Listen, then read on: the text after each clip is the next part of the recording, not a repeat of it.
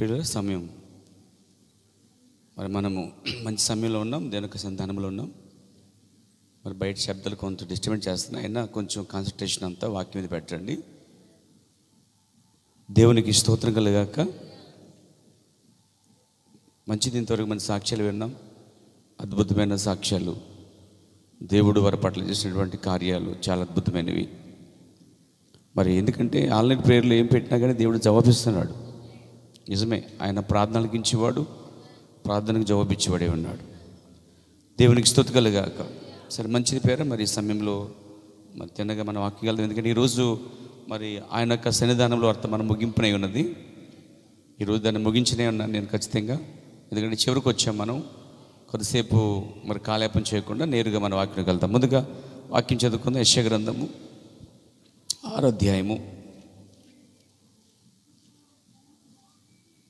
ఒక వచనాన్ని చదువుకుందాం. 6 లేక 7 2 వచనాలు చదువుకుందాం. పేరు చూడండి. అప్పుడు ఆ శరాపులలో ఒకడు తాను బలిపీఠం మీద నుండి కారుతో తీసిన నిప్పును చేత పట్టుకొని నా అద్దకు ఎగిరి వచ్చి నా నోటికి దాన్ని తగిలించి, ఇది నీ పెదవులకు తగిలిను గనుక నీ పాపమునకు ప్రాయశ్చిత్తమాయెను, నీ దోషము తొలగిపోయాను అనెను. దేవుడి వాక్యం దీవించునుగాక. చిన్న ప్రార్థన. మహాపరిశుద్ధుడైన తండ్రి, జీవంగల మా ప్రభువా, సమస్త మహిమ ఘనతకు అర్హుడా, ప్రార్థనకు జవాబిచ్చేవాడా, అద్భుతాలు ఆశ్చర్యకార్యం జరిగించువాడా, నిన్న నేడు నిరంతరమును ఏకరీతిగా ఉన్న దేవునికి స్తోత్రములు. ఈ సమయంలో ప్రభువా, గతించిన కాలమంతయు వారమంతయు రాత్రంతయు రెక్కలను భద్రపరిచి ఈ ఉదయకాలంలో నిన్ను ఆరాధించడానికి నీ మందిరంలో తొడుకొచ్చినందుకు స్తోత్రములు. ప్రభు, మేము ఆయన సన్నిధిలో అని వర్తమానం ధ్యానించుండగా, ఇదివరకు నీ ప్రవర్తన నీ దాసుడు దాన్ని బోధించుండగా, మరొకసారి మీ జ్ఞాపం చేసుకుంటుండగా వాటి గుండా మీరు మమ్మల్ని నడిపించండి. వాడి ఈ చివరిలో తీసుకున్నటువంటి అంశాన్ని పూర్తి చేయుచుండగా ప్రభు నీ పరిశుద్ధాత్మతో నింపండి. ఈ ఉదయకాలంలో మీరు మాతో ఉండి ఈ యొక్క వర్తమానాన్ని పూర్తి చేసుకోవడానికి కృప చూపమని యేసుక్రీస్తు నామములో ప్రార్థించుచున్నాను. దయచేసి కూర్చోండి.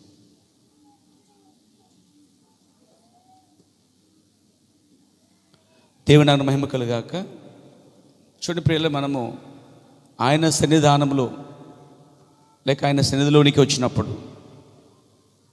ఇన్ హిస్ ప్రెజెన్స్, ఆయన యొక్క సన్నిధి, నిజంగా ఆయన సన్నిధికి ఒక మనుషుడు వచ్చినప్పుడు ఎలా మారుతుందనే దాన్ని మనం చెప్పుకుంటున్నామండి. ఇంచుమించుగా ఇది 12వ వారం లేక 13 ఇంచుమించు అయిపోతుంది. అంటే ఈ పుస్తకంలో, అంటే ఈ పుస్తకాన్ని పూర్తి చేయడానికి మనకి ఇంచుమించుగా 12 వారాలు పట్టింది. అంటే ఇంచుమించుగా 3 నెలలు పట్టింది. అంటే 3 నెలలు కాదు కానీ 3 నెలల్లో 12 వారంలో ఇంచుమించుగా మనము చెప్పుకుంటగా దేవుడు సాయం చేశాడు. కానీ చాలా ఎక్కువ సమయం. కానీ ప్రవక్త ఒక్క రోజులో దీన్ని ముగించాడండి. ఆయన కొన్ని 3 గంటలు ముగించేశాడు. ఆయన ఏదైతే చెప్పుకుంటూ వెళ్ళిపోయాడో ఇవప్పుడు మనం తవ్వటం, ధ్యానించడం ద్వారా అందులో సంగతులన్నీ బయటకు వస్తున్నాయి.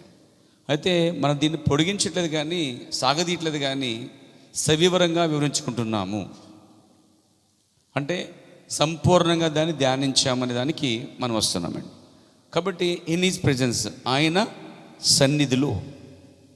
యెషయా భక్తుడు చూడండి, ప్రారంభంలో ఇదే వాక్యం చదివాను నేను. ఈ వర్తమానం ప్రారంభంలో మొదటి అంశం చెప్పినప్పుడు చివరిలో కూడా ఇదే చదువుతున్నాను అనమాట. ఏంటంటే యెషయా గ్రంథం 6వ అధ్యాయంలో మనం తీసుకున్నాం. దీన్ని కీవర్డ్గా, మూలవాడిగా తీసుకున్నాం. ఈ మూలవాక్యాన్ని తీసుకున్నప్పుడు దేవుని ప్రవక్త ఆయన సన్నిధిలో అని వర్తమానాన్ని బోధించాడు. ఎవరు ఆయన సన్నిధిలోకి వచ్చారంటే ఇక్కడ యెషయా ఆయన సన్నిధికి వచ్చాడండి. కొన్నిసార్లు మనం ఆయన సన్నిధికి వెళ్ళాలి, కొన్నిసార్లు ఆయన మన సన్నిధికి వస్తాడండి. అంటే ఎక్కడుంటే ఆయన అక్కడ సన్నిధి. చూడండి, మోషే అంటాడు, నువ్వు నీ సన్నిధితో మాకు కూడా వస్తే చాలంటాడు. అంటే సంఘం యొక్క వెనక దేవుని యొక్క సన్నిధి కూడా వెంబడిస్తుందండి. అది ఎలాగుందంటే బండవల్లి వెంబడించున్నది అన్నమాట. కాబట్టి నా ప్రియ సోదరులారా, మరి ఆయన సన్నిధిలోనికి యెషయా వచ్చినప్పుడు యెషయాకి ఏమర్థమైందంటే, ఆ మహా గొప్ప పరిశుద్ధుడు, అవునండి, యెషయా ప్రవక్తల్లో పెద్ద ప్రవక్త. యెషయా అనేది గొప్ప కార్యం, ప్రవక్త పరిచర్య. ఇతడు దేవుని ప్రవక్తగా ఉన్నాడు. ఒక్కసారి దేవుని సన్నిధికి వచ్చినప్పుడు అతనికి అర్థమైంది ఏంటంటే, అయ్యో నేను అపవిత్రమైన పెదాల గలవాడని, అపవిత్రమైన జనుల మధ్య నివసించుచున్నాను. కాబట్టి నేను చూశాను ప్రభువా, రాజుని కనులారా చూశాను కాబట్టి చనిపోతాను అనుకున్నాడు. అంటే దేవుని ఎవరు చూడరు, చూస్తే బతకడు. కాబట్టి చూశాడు కాబట్టి చచ్చిపోతానేమనుకున్నాడు. ఎందుకు తెలుసా? అతడు ఒక పాపిగా ఉన్నాడు, అతడు దోషాలు చేసినవాడుగా ఉన్నాడు. ప్రవక్త అయినప్పటికీ, సేవకుడైనప్పటికీ, అపోస్తుడైనప్పటికీ, లేదా ప్రతి మనిషి భూమి మీద పాపంతోనే పుట్టాడు, పాపంతోనే జన్మించాడు. కాబట్టి జన్మతో సహా మనిషి పాపి. దేవుడు ఒక్కడే పరిశుద్ధుడు. ఆయన ద్వారానే పాపులకు విమోచనం. కాబట్టి ఇక్కడ యెషయా ఏమన్నాడంటే, నేను అపవిత్రమైన పెదాల గలవాడిని అని తాను ఒప్పుకున్నాడండి. ఇక్కడ ఏం ఒప్పుకున్నాడంటే, తాను ప్రవక్తనేనని అంటలేదు, కానీ తను గొప్ప ప్రవక్తగా ఉన్నప్పటికీ, ఎంత గొప్పవాడైనప్పటికీ, దేవుని సన్నిధికి రాగానే, దేవుడు ప్రత్యక్షపరచబడగానే తానేంటి అర్థమైందంటే, నేను అల్పుడను, ఆయన గనుడు, నేను మట్టి పాత్రని, ఆయన మహోన్నతుడు, నేను కేవలం నశించిపోయే పురుగుని, ఆయన నశించి నిత్య జీవం గలవాడు. కాబట్టి ఆయన గొప్పవాడు, మనం ఏమీ కాదనేది యెషయా గ్రహించాడు. యెషయాకి ఏమర్థమైందంటే, నేను దోషం చేశాను, పాపం చేశాను కాబట్టి ఇక నేను చచ్చిపోతానేమో అనుకున్నాడు. కానీ అతని పాపముల కొరకు, అతని దోషముల కొరకు దేవుడు ఒక మార్గాన్ని ఏర్పాటు చేశాడండి. అక్కడ ఒక దూత వచ్చింది. దేవుని ఒక దూత నిప్పుకారు తీసుకొని, నిప్పుని పట్టుకుని వచ్చి తన అపవిత్రమైన పెదాలని ఆ అగ్ని తాకిందండి. ఏమన్నాడు చూడండి, ఆ దూత వచ్చి, ఇది నీ పెదవులకు తగిలిన గనుక నీ పాపమునకు ప్రాయశ్చిత్తమాయను, తర్వాత నీ దోషము ఇక తొలగిపోయింది అన్నాడు. అంటే దేవుని యొక్క సన్నిధికి వచ్చినప్పుడు ఒక పాపి పాపములు పరిహరించబడుతున్నాయి. దేవుని సన్నిధికి వచ్చిన ఒక దోషి తన పాపములు తీసివేయబడుతున్నాయి. ఎంత గొప్ప భాగ్యం అండి ఇది. అంటే క్యాన్సర్ పోవాలంటే క్యాన్సర్ హాస్పిటల్కి వెళ్ళాలి, కిడ్నీ వ్యాధి కోసం కిడ్నీ హాస్పిటల్కి వెళ్ళాలి, అలాగే హార్ట్, ఏవైతే గుండె వ్యాధులు ఉన్నాయో ఆ గుండె హాస్పిటల్కి వెళ్తూ ఉంటారు సరే, అవి పోతాయి అన్నమాట. అంటే ఏం పరిస్థితిని బట్టి వెళ్ళి వారు పోగొట్టుకుంటున్నారంటే, ఒక ప్లేస్కి వెళ్ళి, అది కిడ్నీ అయినా, అది గుండె వ్యాధి అయినా, లేదా క్యాన్సర్ అయినా, తగిన హాస్పిటల్కి వెళ్ళి వారు మంచి వైద్యం పొంది బయటకు వచ్చేస్తున్నారు హ్యాపీగా, రోగులైన వారు. కానీ ఇక్కడ దేవుని సన్నిధికి వచ్చినప్పుడు స్వస్థత ఉంది, గుండె వ్యాధి పోతుంది, క్యాన్సర్ పోతుంది, ప్రతి వ్యాధికి దేవుడు సమాధానం చెప్తున్నాడు. సాధారణంగా మనిషి హాస్పిటల్కి వెళ్ళి కేవలము తన క్యాన్సరు, లేకపోతే తనకున్న గుండె వ్యాధును, తనకున్నటువంటి జబ్బును పోగొట్టుకుని వస్తాడు, కానీ పాపాన్ని మాత్రం పోగొట్టుకున్నాడండి.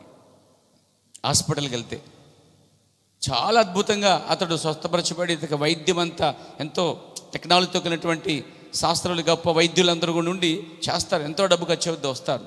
కానీ వ్యాధి అయితే తగ్గిపోయింది, ఆపరేషన్ అయితే సక్సెస్ఫుల్, బట్ అతని పాపాలు మాత్రం హాస్పిటల్లో పోలేదండి. అయితే ఇక్కడ ఇదొక హాస్పిటల్, దేవుని యొక్క సన్నిధి ఒక హాస్పిటల్ అండి. నమ్మగలరా? దేవుని యొక్క సన్నిధి ఏంటండి? విందుశాల. అన్ని రకాల ఫుడ్ ఉందండి. ప్రపంచంలో దొరికినంత విటమిన్స్ ఇక్కడ ఉంది. ఎక్కడ? వాక్యంలో ఉందండి. అలాగే సిద్ధపడే గది, సరిచేసే గది, దేవుడు మనుషులు కలుసుకునే స్థలము ఆయన సన్నిధి అండి. కాబట్టి ఒక మనిషి రోగాన్ని పోగొట్టుకుని రాగలడు కానీ హాస్పిటల్కి వెళ్ళి, కానీ వ్యాధులు లేకపోతే పాపాన్ని, దోషాన్ని ఎన్నడూ ఏ డాక్టర్ తీసివేయలేడు, బాగు చేయలేడు. అయితే పరమ డాక్టర్ ఉన్నాడు ఇక్కడ, ఆయన మాత్రమే చూడండి భౌతికమైన వ్యాధిని తొలగించగలడు, ఆత్మవ్యాధిని తొలగించగలడు. తర్వాత ఆయన ఏం చేస్తాడంటే, ఆయన పాపాన్ని, దోషాన్ని కూడా క్షమిస్తాడు ఆయన. అంటే ఇది నీకు తగిలింది కనుక నీ పాపములకు ప్రాయశ్చిత్తమైపోయింది, నీ దోషములు తొలగిపోయి అని చెప్పాడు. అంటే ఒక వ్యక్తి దేవుని సన్నిధికి వచ్చినప్పుడు ఏం జరిగిద్ది అంటే, ఒక పాపి పరిశుద్ధుడిగా మార్చబడుతున్నాడు. ఒక వేశ్య మరి ఇక పాపాన్ని ఆపివేస్తుంది, మరి ఒక అబద్ధాలు ఆడేవాడు మరి మారు మనసు పొందుతున్నాడు. అంటే దేవుని సందుకు వచ్చిన ఏ వ్యక్తి అయినా మార్పు అనేది జరిగిద్దండి. దేవునికి స్తుతి కలుగాక. చూడండి, ఆయన సన్నిధిలోనికి వచ్చినప్పుడు మనమంట మారిపోతామంటండి. అంటే ఎలా మారిపోతాం? వాక్యం విని అది తాకినప్పుడు అబద్ధాలు మానేస్తాం, వ్యభిచారం మానేస్తాం, సినిమాలు మానేస్తాం, పాపాలు మానేస్తాం, భూ సంబంధమైన మరి హే కార్యములు, అలతో కూడిన ఆటపట్టలు, చుట్ట, సిగరెట్, బీడి త్రాగుడు కార్యాల నుంచి పూర్తిగా ఆ మనిషి బయటకు వస్తాడండి. ఇంకా అలతో కూడిన ఆటపట్టలు, ఇంకా భూ సంబంధమైన సరశక్తులు, అలతో కార్యాలు, ఇవన్నీ నుంచి మనిషి బయటకు వస్తాడు. కానీ ఎంత వాక్యమైనా ఒక మనిషి, ఒక వ్యక్తి ఏ మార్పు రావటం లేదు అంటే దానికి సమాధానం ప్రవక్త అంటున్నాడు.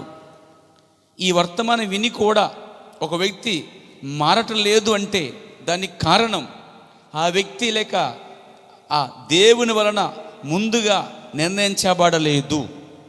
అతడు దేవుని వలన ముందుగా నిర్ణయించబడిన వాడైతే, ఆమె అయితే, ఆ వ్యక్తి అయితే వాక్యము యొక్క మొదటి తాకిడికి తాకగానే ఆమె అతడు గ్రహిస్తారటండి. అంటే నిత్య జీవానికి ఎవరైతే నిర్ణయించబడ్డారో, ముందుగా దేవుడు తన పుస్తకంలో పేరు రాశాడో వారు ప్రపంచమంతా ఉన్నారు. వారి వద్దకి ఈ వాక్యము రాగానే ఫస్ట్ వారు ఆకర్షితులు అవుతారండి. ఎంత టైం పట్టదు. నపుంసకుడు చూడండి, ఆ క్షణం మందే సువార్త విన్నాడు, ఆ క్షణం మందే పట్టబడ్డాడు. సమరస్య చూడండి, ఎట్ ఎ టైం చూడండి. ఇంకా మనం జక్కే చూడండి, పేతురు, యోహాను చూడండి, వీళ్ళందరూ ఉన్న పాటున ఒక్క ప్రసంగానికి, ఒక్క తాకిడికి వారందరూ పట్టబడ్డారని ఈజీగా బైబిల్ నుంచి మనం చెప్పొచ్చు. వాళ్ళు ఎక్కువ టైం పట్టలేదు. అసలే ఎందుకు ఎక్కువ టైం పట్టలేదు తెలుసా? వాళ్ళు పైనుంచి వచ్చిన వారండి. ఒక్క సరైన ప్రసంగం, సరైన బోధ హృదయంలో నేరుగా పడితే కార్యాలు మారిపోతాయండి. నేను ఒక సువార్త విన్నానంతే మొదట్లో, నా జీవితంలో మొట్టమొదటిసారి. ఆ శ్యామ్ సుందర్ అనే పాస్టర్ వాక్యం చెప్పినప్పుడు మహారాష్ట్ర నుంచి వచ్చాడు అతడు. ఇక్కడే మన తణుకులోనే కప్లంగ్ సెంటర్ వీధిలోనే ఆ ఖాళీ స్థలంలో కోటలు పెట్టారు ఒకప్పుడు, చాలా సంవత్సరాల క్రితం, మేబీ 15-20 సంవత్సరాల పైన అయిపోవచ్చు. ఒకే ఒక్క ప్రసంగం, దానికి పట్టబడ్డాను నేను. సరైన ప్రసంగం అదే వింటాం నేను మొదటిసారి. అంటే ఏంటి అక్కడ అంటే, మనం నిజంగా దేవుని చేత పంపని వారమైతే లోకానికి, దేవుడు పంపిన వాక్యానికే మనం పట్టబడతాము. అదే పాతాళంచి వస్తే కనుక మన వాక్యం వినం, పట్టించుకోము, లెక్క చేయం. ఎందుకంటే వారు ఎక్కడి నుంచి వచ్చారో అడగబోతున్నారు. కొందరు పాతాళానికి, కొందరు పరలోకానికి దేవుడు ముందుగా నిర్ణయించాడండి. అయితే పరలోకం నుంచి వచ్చిన వారు ఎవరైతే ఉన్నారో ఈ భూమి మీదకి, వారు పుట్టిన మొదలుకొని మరణం లోపే సరైన వాక్యాన్ని వారు విన్నప్పుడు దేవుడు కూడా వినిపించేలాగా కార్యాలు చేస్తాడండి ఏదో విధముగా. ఎందుకంటే వర్తమానం అనేది వినబడకుండా దేవుడు ఏ మనిషికి తీర్పు తెచ్చాడండి. కాబట్టి అది తాగ్గానే ఇలా అన్నాడు ఆయన, నిత్య జీవానికి నిర్ణయించబడిన వారు ఆ వాక్యాన్ని అంట చేర్చుకుంటారు, సంతోషిస్తారు, ఎంబడిస్తారు. హల్లెలూయా. అసలు మొదటి తాకిడికి వారు పట్టబడతారట. అలా ఎవరైనా ఉన్నారు ఇక్కడ? ఒక్క ప్రసంగానికి, ఒక్క బోధకి, లేకపోతే ఆ వింటున్న బోధలో ఎక్కడో ఒకే ఒక్క ప్రసంగంలో నువ్వు పట్టబడ్డావా? దేవునికి స్తోత్రం కలుగాక. నేను పట్టబడ్డాను, ఉల్లిమేన్ పట్టబడ్డాడు. ఇలా కొంతమంది పట్టబడినవని ఈరోజు మీకు పరిచయం చేస్తున్నాను. దేవునికి స్తోత్రం కలుగాక. ఓ దేవునికి మహిమ కలుగాక.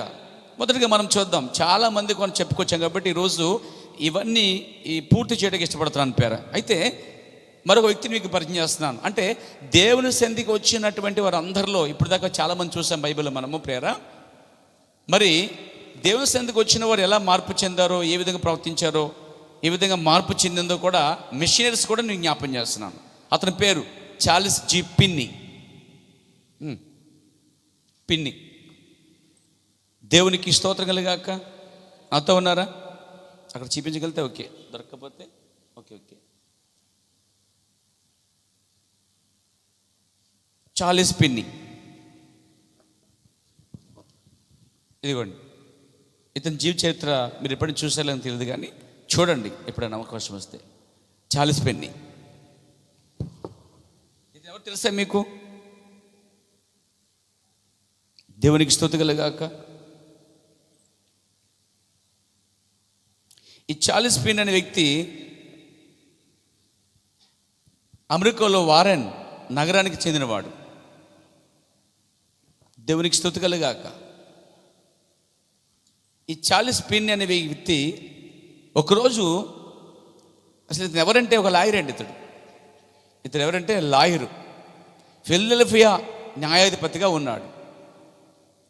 కానీ అతడు ఒకసారి దేవుని సన్నిధికి వచ్చాడు. ఒక లాయర్ అండి అతడు, ఫిలడెల్ఫియా అనేటువంటి ప్రాంతానికి న్యాయవాదిగా ఉన్నాడు. గొప్ప చదవరి, గొప్ప జ్ఞాని. అయితే ఇతడు ఏం చేశాడంటే ఆయన సంధికి వచ్చాడు, పట్టబడ్డాడు. అతడు లాయర్గా చేస్తూ ఒకరి కింద పనిచేస్తున్నాడు. అతనికి బాస్ ఉన్నాడు, యజమాని ఉన్నాడు.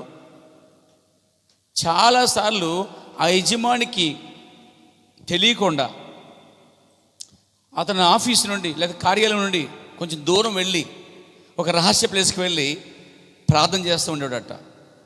అతను అనుకునేవాడట, నేను దేవునితో మాట్లాడట ఎవరైనా చూచుదురేమో అని సిగ్గుపడేవాడట అండి. మొట్టమొదట అంటే ప్రార్థన చేస్తే నా యజమానుడు కనుక వచ్చి చూస్తే అతని ముందు నేను సిగ్గుపడతానేమో అనుకునేవాడు. ఇంకెవరి ముందు నేను ప్రార్థన చేస్తే, ప్రార్థన చేయటం ఎవరైనా చూస్తే అది అతనికి సిగ్గుకరంగా ఉండేది అన్నమాట. అంటే అతను సిగ్గుపడేవాడు, అంటే ఫీల్ అయ్యాడు అన్నమాట. చూడండి, కొంతమంది క్రైస్తులుగా మారిన తర్వాత బైబిల్ పట్టి రావడం సిగ్గుపడతారు, క్రైస్తవుని చెప్పుకుంటూ సిగ్గుపడతారు. ఎందుకంటే ఇదేదో తక్కువ కులమని, ఇదేదో క్రైస్తువులు అంటే చాలా లోతట్టు ప్రజలని, క్రైస్తువులు అంటే ఒక మతం అని, క్రైస్తువులు అంటే ఒకలాంటి పేదవారికి చెందిన దేవుడు అనుకుంటారు. ఒకవేళ పేదవాడికి యేసుక్రీస్తు దేవుడైతే ధనవంతుడికి దేవుడు లేడు. అంతేగా? ఏదో యేసు ప్రభు కేవలం ఎస్సీ ఎస్టీగా మాత్రమే చెందినవాడు అనుకుంటే పెద్ద పొరపాట్లు ఉన్నారు ప్రజలు.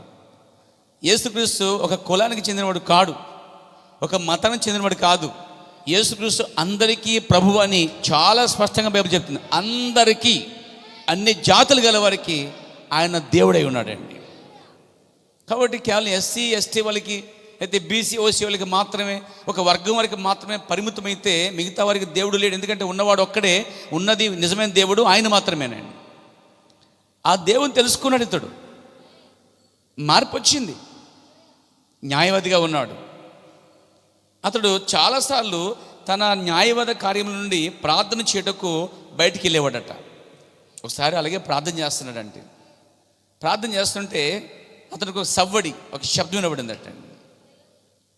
అనుకున్నాడట, త్వరగా ముగించేసి లేచిపోయాడట అండి. అంటే ఎవరు వచ్చేసారండి. అతని ఫీల్ ఏంటంటే, నేను ప్రార్థన చేస్తే ఎవరైనా చూస్తారేమో అని భయముతో సిగ్గుపడుతున్నాడు. కానీ పౌలు అంటాడు, సువార్త విషయంలో నేను సిగ్గుపడవను కానన్నాడండి. ఇంకో వేళ చెప్తుంది, శ్రమలు కష్టాలు నిందలు అవమానాలు వచ్చినా కానీ నేను క్రైస్తవునందుకు సిగ్గుపడను అని కూడా బైబిల్ చెప్తుందండి. క్రైస్తవునైనందుకు వచ్చే నిందలు అవమానాలు విషయంలో కూడా ఎవ్వరూ సిగ్గుపడవలసిన లేదంటండి. అయ్యో నేను క్రైస్తవుని అయిపోయానే, నేను క్రైస్తవుని అయిపోయానే అని అంట సిగ్గుపడకూడదంటండి. దేవునికి స్తోత్రం కలుగాక. కానీ ఇతనికి కాస్త భయం ఉంది. అయితే అతను ఏం చేశాడంటే, ఇంకా పూర్తిగా అతను ప్రభుకి సమర్పించుకోలేదు. క్రైస్తవుడిగా ఉన్నాడు, కొద్దిగా మార్పు వచ్చింది, కానీ ఇంకా మార్పు రావాలి. అతడు ఇలా భయపడుతుండేవాడు, ఎవరైనా చూస్తారేమో అని. ఒక రోజున అతడు దేవుని సందులో ప్రార్థన చేస్తున్నాడు. ఒక స్వరం లేకపోతే ఒక సవ్వడు వినబడింది మాట. ప్రార్థన నిలిపేసి లేచిపోయాడు. అనుకున్నాడట, నా యజమానుడు వచ్చాడేమో అనుకున్నాడట. వాస్తవానికి అక్కడ ఎవ్వరూ లేరు. కానీ ఎలా వచ్చింది ఆ సవ్వడి, ఎలా వచ్చింది ఆ శబ్దం అంటే అతనికి అర్థమైంది. మళ్ళీ మోకరించాడండి. దేవునికి స్తుతి కలుగాక.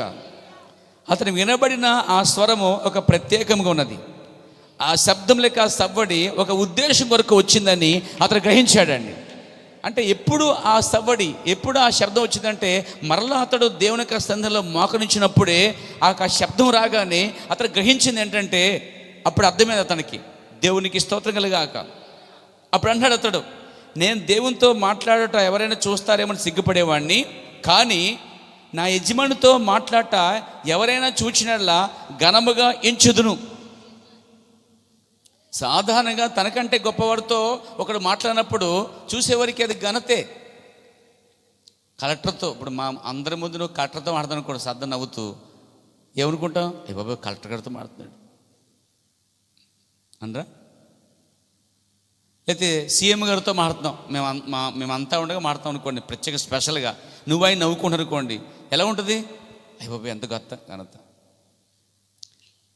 ఒక పెద్ద రాజుతో, రాజ్యమైనటువంటి గొప్ప రాజుతో ఒక వ్యక్తి మాట్లాడుతున్నాడు సామాన్యం అనుకోండి, అది ఘనతే కదా. మాట్లాడేంటాడు ఘనత, ఘనహీనత. నీకంటే వారితో మాట్లాడినప్పుడు ప్రజల ముందు అది ఘనతే. కాబట్టి ఇతనికి అర్థమైందంటే, నా భౌతికమైన నా లాయర్ ఆఫీసులో ఉన్న యజమాని కన్నా ఈ యజమానితో మాట్లాడటం నాకెంతో ఘనత అని గ్రహించి అతడు ప్రార్థనలో ఒప్పుకునేది విషయం ఏంటంటే ఇలా అంటున్నాడు, దేవునికి స్తుతి కలుగాక. ఏమనంటే, ప్రభువా,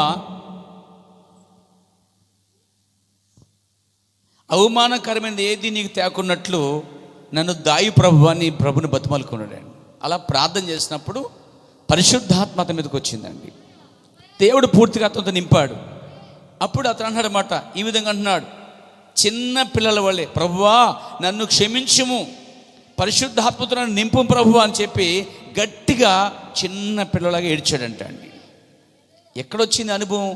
ఇన్ హిజ్ ప్రెజెన్స్, ఆయన సన్నిధిలోనికే. ఇప్పుడు చార్లెస్ ఫిన్నీ ఇదివరకు లేడండి. ఇదివరకు బోధించాడు, ఇదివరకు అతను పాటలు పాడాడు, ఇదివరకు వాక్యం చెప్పాడు. కానీ పరిపూర్ణమైన మనిషిగా మారిపోయినప్పుడు ఆమేన్, అతడు దేవుని సన్నిధిలోనికి వచ్చి మారిన మనిషిగా మారిపోయాడట అండి. అంటే ఇదివరకు వల్ల లేడండి అతడు. అంటే కొద్ది గొప్ప ఉన్న ఆ యొక్క అరమరకలని కూడా, మిగతావని మిగిలినవి కూడా ఇక్కడ ఏమంటే దేవుడు శుద్ధి చేశాడండి. అంటే రిపేర్ చేస్తున్నాడు దేవుడు అండి. లూజుగా ఉన్నటువంటి నట్లు బోట్లను దేవుడు బిగించగలడు. దేవునికి స్తోత్రం కలుగాక. అంటే ఇక్కడ ఏం జరిగింది, చార్లెస్ ఫిన్నీ లాయర్గా ఉన్న ఇతను తన కార్యములు కొనసాగిస్తూ అలా సాగుతున్నప్పుడు, చెప్పాలంటే ఒక నామకార్థంగా ఉన్నప్పుడు, హల్లెలూయా, నామకార్థంగా ఉన్నంత వరకు దేవుడు ఇష్టపడ్డాడు ఏ వ్యక్తిని కూడా. చర్చికి వెళ్ళటం, రావటం, ఏదో పాటలు పాడటం, ఏదో కానికేసుకుంటాం, ఏదో వెళ్ళి రావటం అనేది దేవునికి ఇష్టం లేదు.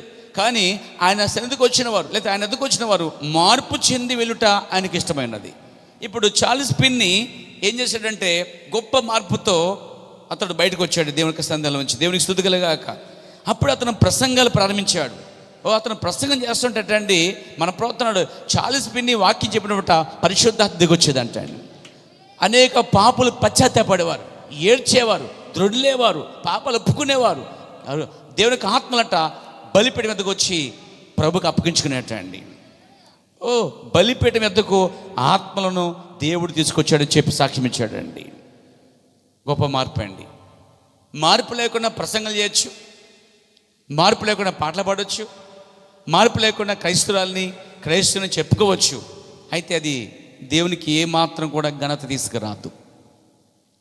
చార్లెస్ ఫిన్నీ ఎప్పుడైతే దేవునికి ఎందుకు వచ్చాడో, గొప్ప మార్పుతో బయటకు వచ్చాడు.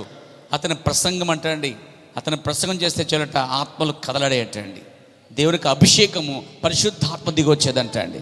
బలమైన బోధకుడుగా అతను ప్రారంభించాడు. అప్పుడు లాయర్ మొత్తం ఉద్యోగం విడిచిపెట్టి పరిపూర్ణమైన సేవలకు వచ్చేసాడట. దేవునికి స్తోత్రం కలుగాక. ఇంకో వ్యక్తిని కూడా జ్ఞాపం చేస్తున్నాను. అతను డిఎల్ మోడీ. డిఎల్ మోడీ అంటే డ్వైట్ లెమన్ మోడీ అతని పూర్తి పేరు. షార్ట్లో అతని పేరు డిఎల్ మోడీ అంటారు. ఇదిగోండి ఇతను డిఎల్ మోడీ. దేవునికి స్తోత్రం కలుగాక. మీకు తెలుసా, చార్లెస్ ఫిన్నీ కోసం ప్రవక్త మాట్లాడాడు, అలాగే డిఎల్ మోడీ కోసం కూడా ప్రవక్త మాట్లాడాడు. Praise God. మాట్లాడారంటారా? అయ్యో, వారి కోసం సాక్ష్యం ఇచ్చాడండి. ప్రవక్త సాక్ష్యం ఇచ్చిన వారిలో డిఎల్ మోడీ ఒకడండి. అందుకే నేను ఇతను తీసుకుంటున్నాను. ప్రవక్త ఎవరినైతే మెన్షన్ చేస్తున్నాడో వారిని ఖచ్చితంగా నేను మీకు పరిచయం చేస్తానండి. హల్లెలూయా. ఇతని పేరు డిఎల్ మోడీ. Praise God. అసలు ఇతను ఎలా వచ్చాడో దేవుళ్ళకి తెలుసా? అతను చిన్న పిల్లవాడుగా లేకపోతే యవనోసగా ఉన్న సమయంలో, దేవునికి స్తుతి కలుగాక, ఇతడు కూడా అమెరికా నార్త్ ఫీల్డ్ పైన ఉన్నాడండి. అమెరికా నార్త్లో ఉన్నటువంటి వ్యక్తి డిఎల్ మోడీ. దేవునికి స్తుతి కలుగాక. చిన్నప్పుడు యవనోసగా ఉన్నప్పుడు అటండి అతను అల్లచిల్లరగా ఉండేవాడు, చదువుకోలేదు సరిగా. కానీ ఏం జరిగిందంటే అక్కడ ఆ ఊర్లో ఒక పేద స్త్రీ ఆ ఇంట పనిచేసి డబ్బులు పోజేసి ఒక స్థలంలో ఒక సువార్తికుని పిలిపించి కోటలు పెట్టించిందండి. తను ఆజ్ఞలు లీగన్లు కడిగి శుభ్రం చేసి ఆ ఇంట పని చేసి సంపాదించిన డబ్బుతో ఆ పేద స్త్రీ ఏం చేసిందంటే కోటలు పెట్టిందనమాట. ఆ కోటాలకి సువార్తికుడు వచ్చాడు.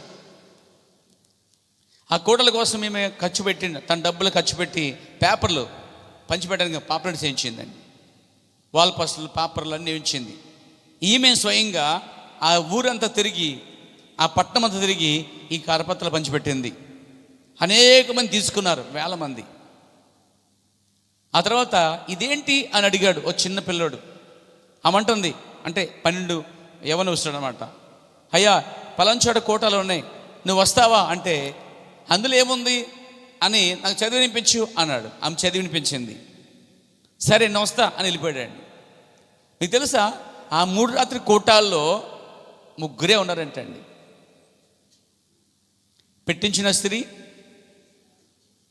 తర్వాత బోధించే సేవకుడు, వినే ఒక్క యవనస్తుడండి. ఎవ్వరు రాలేదంటండి ఆ కోటాలకి. సువార్తికుడు అంటున్నాడు, అమ్మా ఎంతో ఖర్చు పెట్టి చేసావు, అసలే ఈ గ్రౌండ్ ఏమాత్రం మనుషులు లేరు. కానీ అతడు మాత్రం అంటండి ఆత్మ నింపబడి వాక్యం చెప్పాడంట. ఆ 3 రాత్రుల ప్రసంగం విన్ని అనేక మంది రక్షింపలేదు, అక్కడ రాలేదు. కానీ ఆ చిన్న యవనస్తుడే పట్టబడ్డాడంటండి. అతడే డిఎల్ మోడీ. ఒక పేద స్త్రీ కష్టముతో పెట్టిన కోటాల ద్వారా రక్షించబడిన వాడండి డిఎల్ మోడీ. ఎంత గొప్ప కార్యం అండి. తెలుసా డిఎల్ మోడీ? దేవునికి స్తుతి కలుగాక. చాలా మంచి వ్యక్తి, సామాన్యమైన కుటుంబంలో వచ్చాడండి. 1837 సంవత్సరం ఫిబ్రవరి 5 జన్మించాడు. చిన్న వయసులోనే తన తండ్రి పోగొట్టుకున్నాడు. చాలా కష్టపడి తల్లి బిడ్డలు పెంచింది. అతను 17 సంవత్సరం వయసులో, ఈ డిఎల్ మోడీ 17 సంవత్సరాలు వచ్చే వయసులో తన మేనమామ అయినటువంటి షాపులో పనిచేశాడు. ఏ షాపు తెలుసా? చెప్పులు కుట్టే షాప్ అండి. అంటే డిఎల్ మోడీ చెప్పులు కుట్టేవాడా? ఎస్. చెప్పులు కుడుతూ కొత్త తయారు చేస్తూ తన ఎదుగు వచ్చే వారికి ఆ పాత చెప్పులు తీసివేసి కొత్త చెప్పులు ఇతడు ధరించేవాడు అన్నమాట, ఇచ్చేవాడు, డబ్బు సంపాదించేవాడు. చెప్పులు కుట్టుకున్నటువంటి ఈ యవనస్తుడు ఆ రాత్రి పట్టబడ్డాడండి. దేవునికి స్తుతి కలుగాక. అతను సువార్తను అంగీకరించాడు, పాపాలు ఒప్పుకున్నాడు. దేవునికి స్తుతి కలుగాక. 1862 సంవత్సరంలో మూడి ఎమ్మర్వేల్ అని ఒక కన్యకను వివాహం చేసుకున్నాడు. ప్రభువారికి 3 బిడ్డలు ఇచ్చాడండి. Praise God. అప్పటికి మూడి చేయుచున్న చెప్పుల వ్యాపారం బాగా అభివృద్ధి చెందిందట. ఇతడు అంచెలంచెలుగా చెప్పుల వ్యాపారంలో అభివృద్ధి చెందాడండి. దేవునికి స్తుతి కలుగాక. వ్యాపారంలో అభివృద్ధి వచ్చింది. చూసారా, రక్షణ తర్వాత ఆశీర్వాదం ఎలా ఉంటుందంటే, ప్రవక్త అంటాడు, రక్షణ తర్వాత భార్యయే పురుషునికి ఆశీర్వాదం అంటాడు. రక్షణ తర్వాత స్త్రీకి పురుషుడే గొప్ప కార్యమే. రక్షణ తర్వాత పిల్లలు గొప్ప కార్యం. రక్షణ తర్వాత సంపాదన గొప్ప కార్యం. ముందు ఈ రెండింటికంటే ముఖ్యంగా రక్షణ గొప్పది. వాల్యుయేషన్ లేకపోతే సాల్వేషన్ ఈజ్ వెరీ ఇంపార్టెంట్. దేవునికి స్తుతి కలుగాక. ఆత్మలను సంపాదించాలనే అతని ఆరాటమట వ్యాపారాన్ని పూర్తిగా విడిచిపెట్టి యేసు ప్రభు సేవ చేయటకు సమర్పించుకున్నట్లు అతడు చివరికి మారిపోయాడట. ఎంత అభివృద్ధి చెందిన కానీ చెప్పుల వ్యాపారం పక్కన పెట్టి ఆత్మను సంపాదించాలన్న తపనతో అతను వెళ్తూ ఉండట. దేవునికి స్తుతి కలుగాక, దేవునికి మహిమ కలుగాక. ఆర్థికమైన ఇబ్బందులు కలిగినప్పటికీ మనుషులను ఆశ్రయింపక దేవుని విశ్వసించి దేవుడే ఆయన పరిచర్యను దీవించినని అభివృద్ధి పరిచినని నమ్మి దేవుని సన్నిధికి అనేక గంటలట ప్రార్థించేవాడట. అంటే ఈ వ్యక్తి దేవుని యొక్క సన్నిధిలో మోకరించి అనేక గంటలు ప్రార్థన చేసేవాడట. దేవునికి స్తుతి కలుగాక. మీకు తెలుసా అండి, అలా ప్రార్థన చేసి తన వర్తమానము అందించేవాడండి. వాస్తవానికి తాను బైబిల్ కూడా చదవలేడు. Praise the lord. అతను చదవలేదు. అయినా అతను ఎలా ఉండేవాడు తెలుసా? మన ప్రవక్త అన్నాడు, దేవునికి స్తుతి కలుగాక, దేవునికి మహిమ కలుగాక. ఆమె చెప్తారా? ఎలా ఉండేవాడండి అతడు? కీచు స్వరం అంటే అతనిది. అంటే అతను మాట్లాడితే ముక్కుతో మాట్లాడనిపించేది అట జనాలకి. స్వరం అంతగా మంచిగా ఉండేది కాదు. అలాగే పొడవాటి మీసాలు, అంటే వికారంగా వేలాడిచే మీసాలతో ఉండేవాడట. ఇంకా చెప్పాలంటే కొంచెం పొట్ట. తర్వాత ఇది ప్రవక్త దీనికోసం చెప్తున్నాడు. ఎలా ఉండేదంటే ఇది గుమ్మడికాయ వల్లే నున్నగా బడతలుగా ఉండేది అంటండి అతనిది. అలాంటి వ్యక్తి. చూడటానికి ఏ విధంగా అతను గొప్పవాడుగా లేడు, చదువు లేదు, తర్వాత అతడు స్వరము కూడా సరిగా లేదు. అయితే జనులు మాత్రము అతని కూటాలకి వేల మంది వెళ్ళేవారంట. ఒక రైటరు, సంపాదకుడు అతని గురించి దియేలు ముడి కోసం ఒక పుస్తకం రాద్దామని చెప్పి వెళ్తున్నాడట. వెళ్తున్నప్పుడు ఇంకెవరు చేస్తున్నాడు, అతని గురించి తెలుసుకున్నప్పుడు అతని గురించి చెప్తుంటే అతనికి చదువు రాదు, స్వరము సరిగా ఉండదు, అతను ప్రసంగాన్ని కూడా సరిగా చేయలేడు, వాక్యం చెప్పినప్పుడు చాలా తప్పులు చెప్తాడు అని జనం చెప్తున్నప్పుడట, ఇలాంటి వాడి కోసం అని రాస్తున్నాను, అసలు ఏముందని ఆయన దగ్గర అనుకున్నాడట అతను. దేవునికి స్తోత్రం కలుగాక, దేవునికి మహిమ కలుగాక.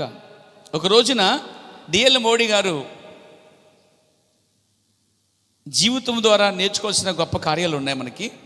అదే డిఎల్ మోడీ గారు వాక్యం చెప్పినప్పుడు అంటే అతనిలో ఉన్న 2 ఆరాటాలు ఉన్నాయి, 2 కార్యాలు. ఒకటి ఆయనలో ఉన్న ఆత్మ సంపాదన కొరకే ఆరాటం, రెండోది ఆయనలో తగ్గింపాట. 2 కార్యాలు ఉన్నాయటండి. ఆత్మ సంపాదించాలనే ఆరాటం ఉంది డిఎల్ మోడీలో, ఇంకోటి ఏంటంటే తగ్గింపు ఉందండి. ప్రతి సేవకుడికి ఇంక్లూడ్ మీ నాతో కలుపుకొని డిఎల్ మోడీ వల్లే ఆత్మల ఆరాటం గురించి డిఎల్ మోడీ వల్లే తగ్గించుకుంటే చాలా చాలా మంచిదని ఇక్కడ అనిపిస్తుంది. దేవునికి స్తుతి కలుగాక. ఒక రోజున వర్తమానం అందించాడు డిఎల్ మోడీ గారు బహిరంగ కూటంలో. చాలా బయట లోపల కూడా వాక్యం చెప్తున్నాడండి. ఆ కూటానికి ఒక ఆయన వచ్చాడు, బాగా చదువుకున్న వ్యక్తి వచ్చి ఒకరోజు వర్తమానం ఆయన తర్వాత ఒక అతను వచ్చి, నీవు బహిరంగ కూటంలో బోధించట తగవన్నాడండి. డిఎల్ మోడీ గారు, మీరు చెప్తున్న ఈ ప్రసంగాలు బయట కనుక బహిరంగ చెప్తే అసలు నువ్వు చెప్పడం కూడా తగవన్నాడట ఒక సేవకుడు. సరే, సేవకుడు కాదు, బాగా చదువుకున్న వ్యక్తి, బాగా జ్ఞాని. దేవునికి స్తుతి కలుగాక.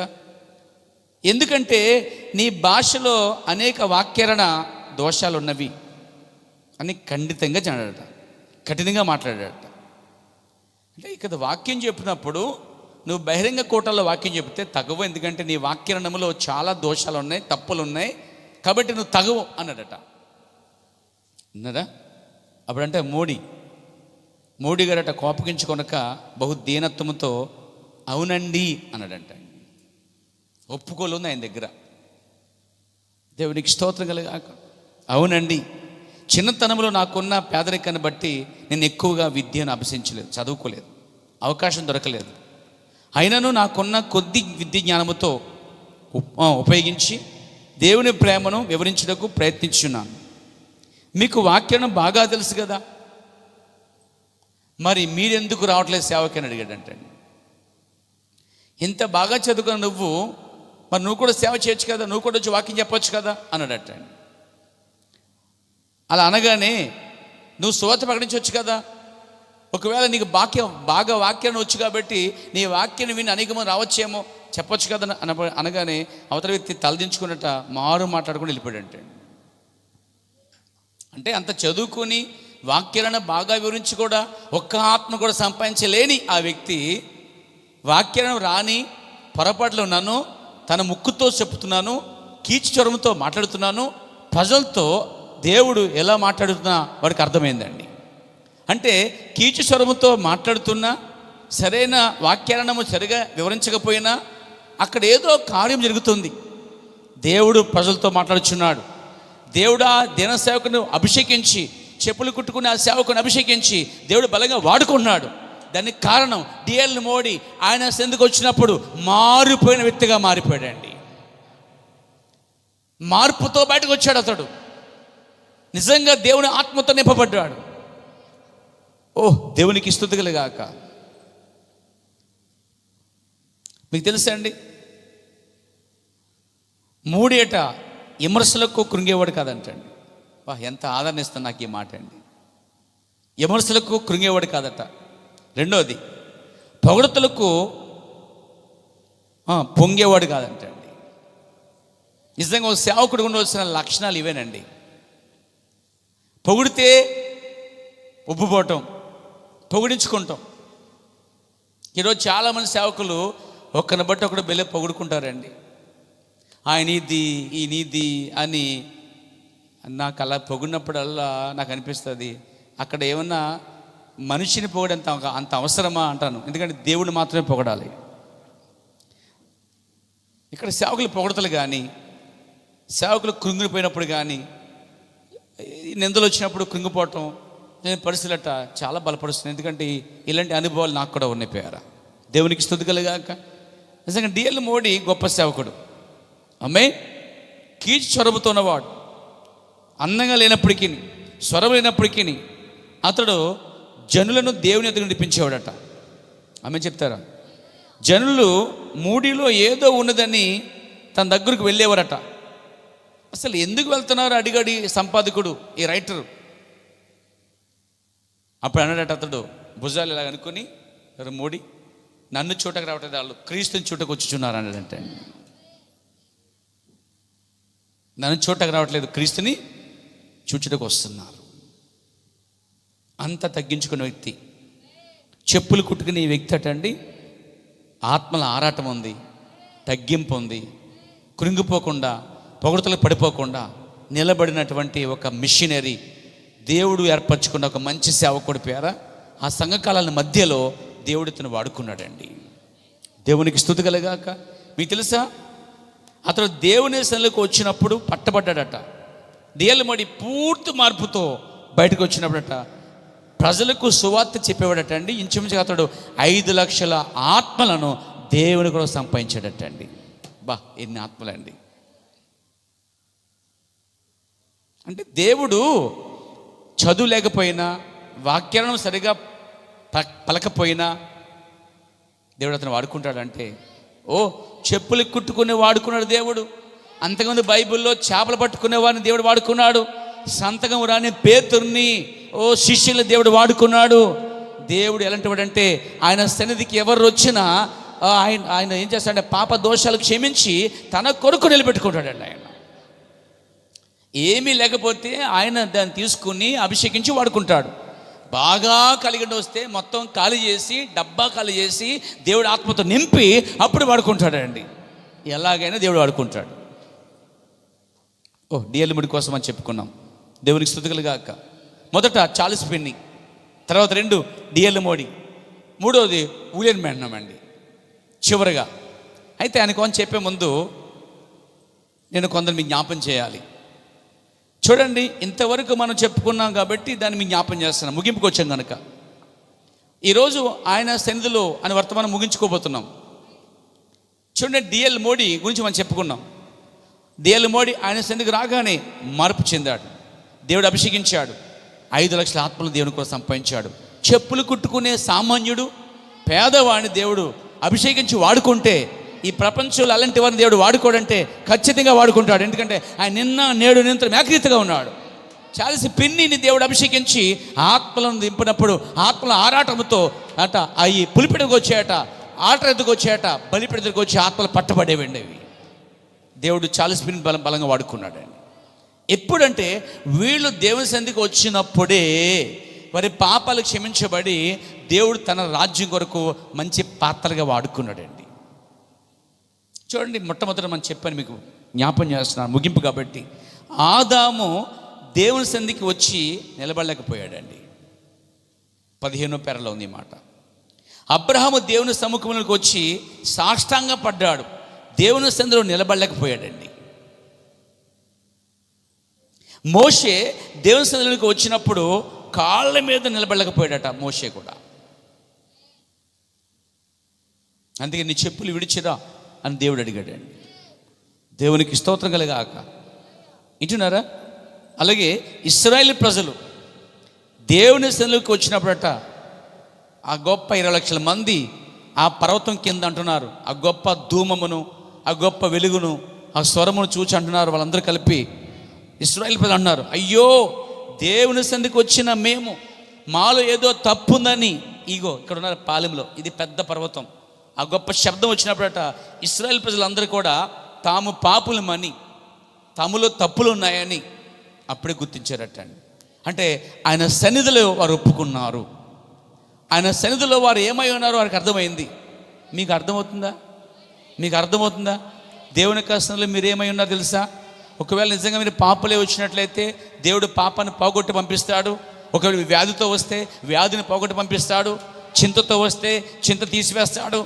బాధతో, నిందలతో, అవమానాలతో, కష్టాలతో వస్తే దేవుడు దాన్ని తీసివేసి గొప్ప రక్షణతో దేవుడు పంపిస్తాడండి.